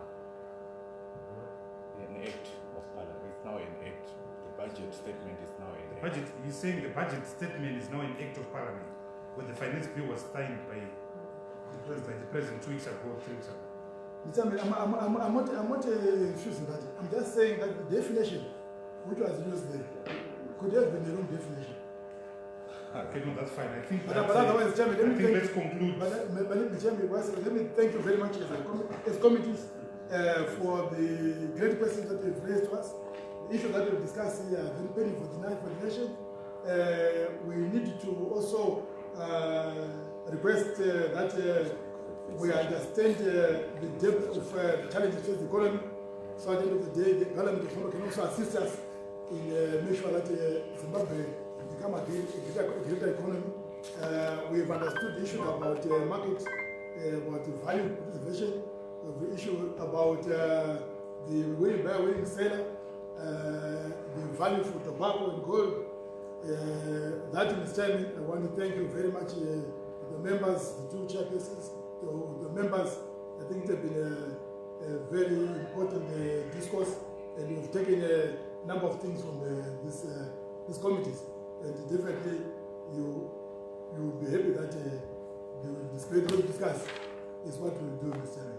We don't take this for granted, and we have high respect for Parliament of Zimbabwe, and whatever we do for the benefit of the people of Zimbabwe. I want to thank you, Mr. Chairman.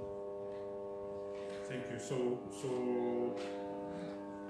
We wait receipt of the documents that we have requested. The documents we requested last week around ZAMCO, around the debts, the debts, the foreign debts, the term sheets, the agreements, the lawyers' opinions.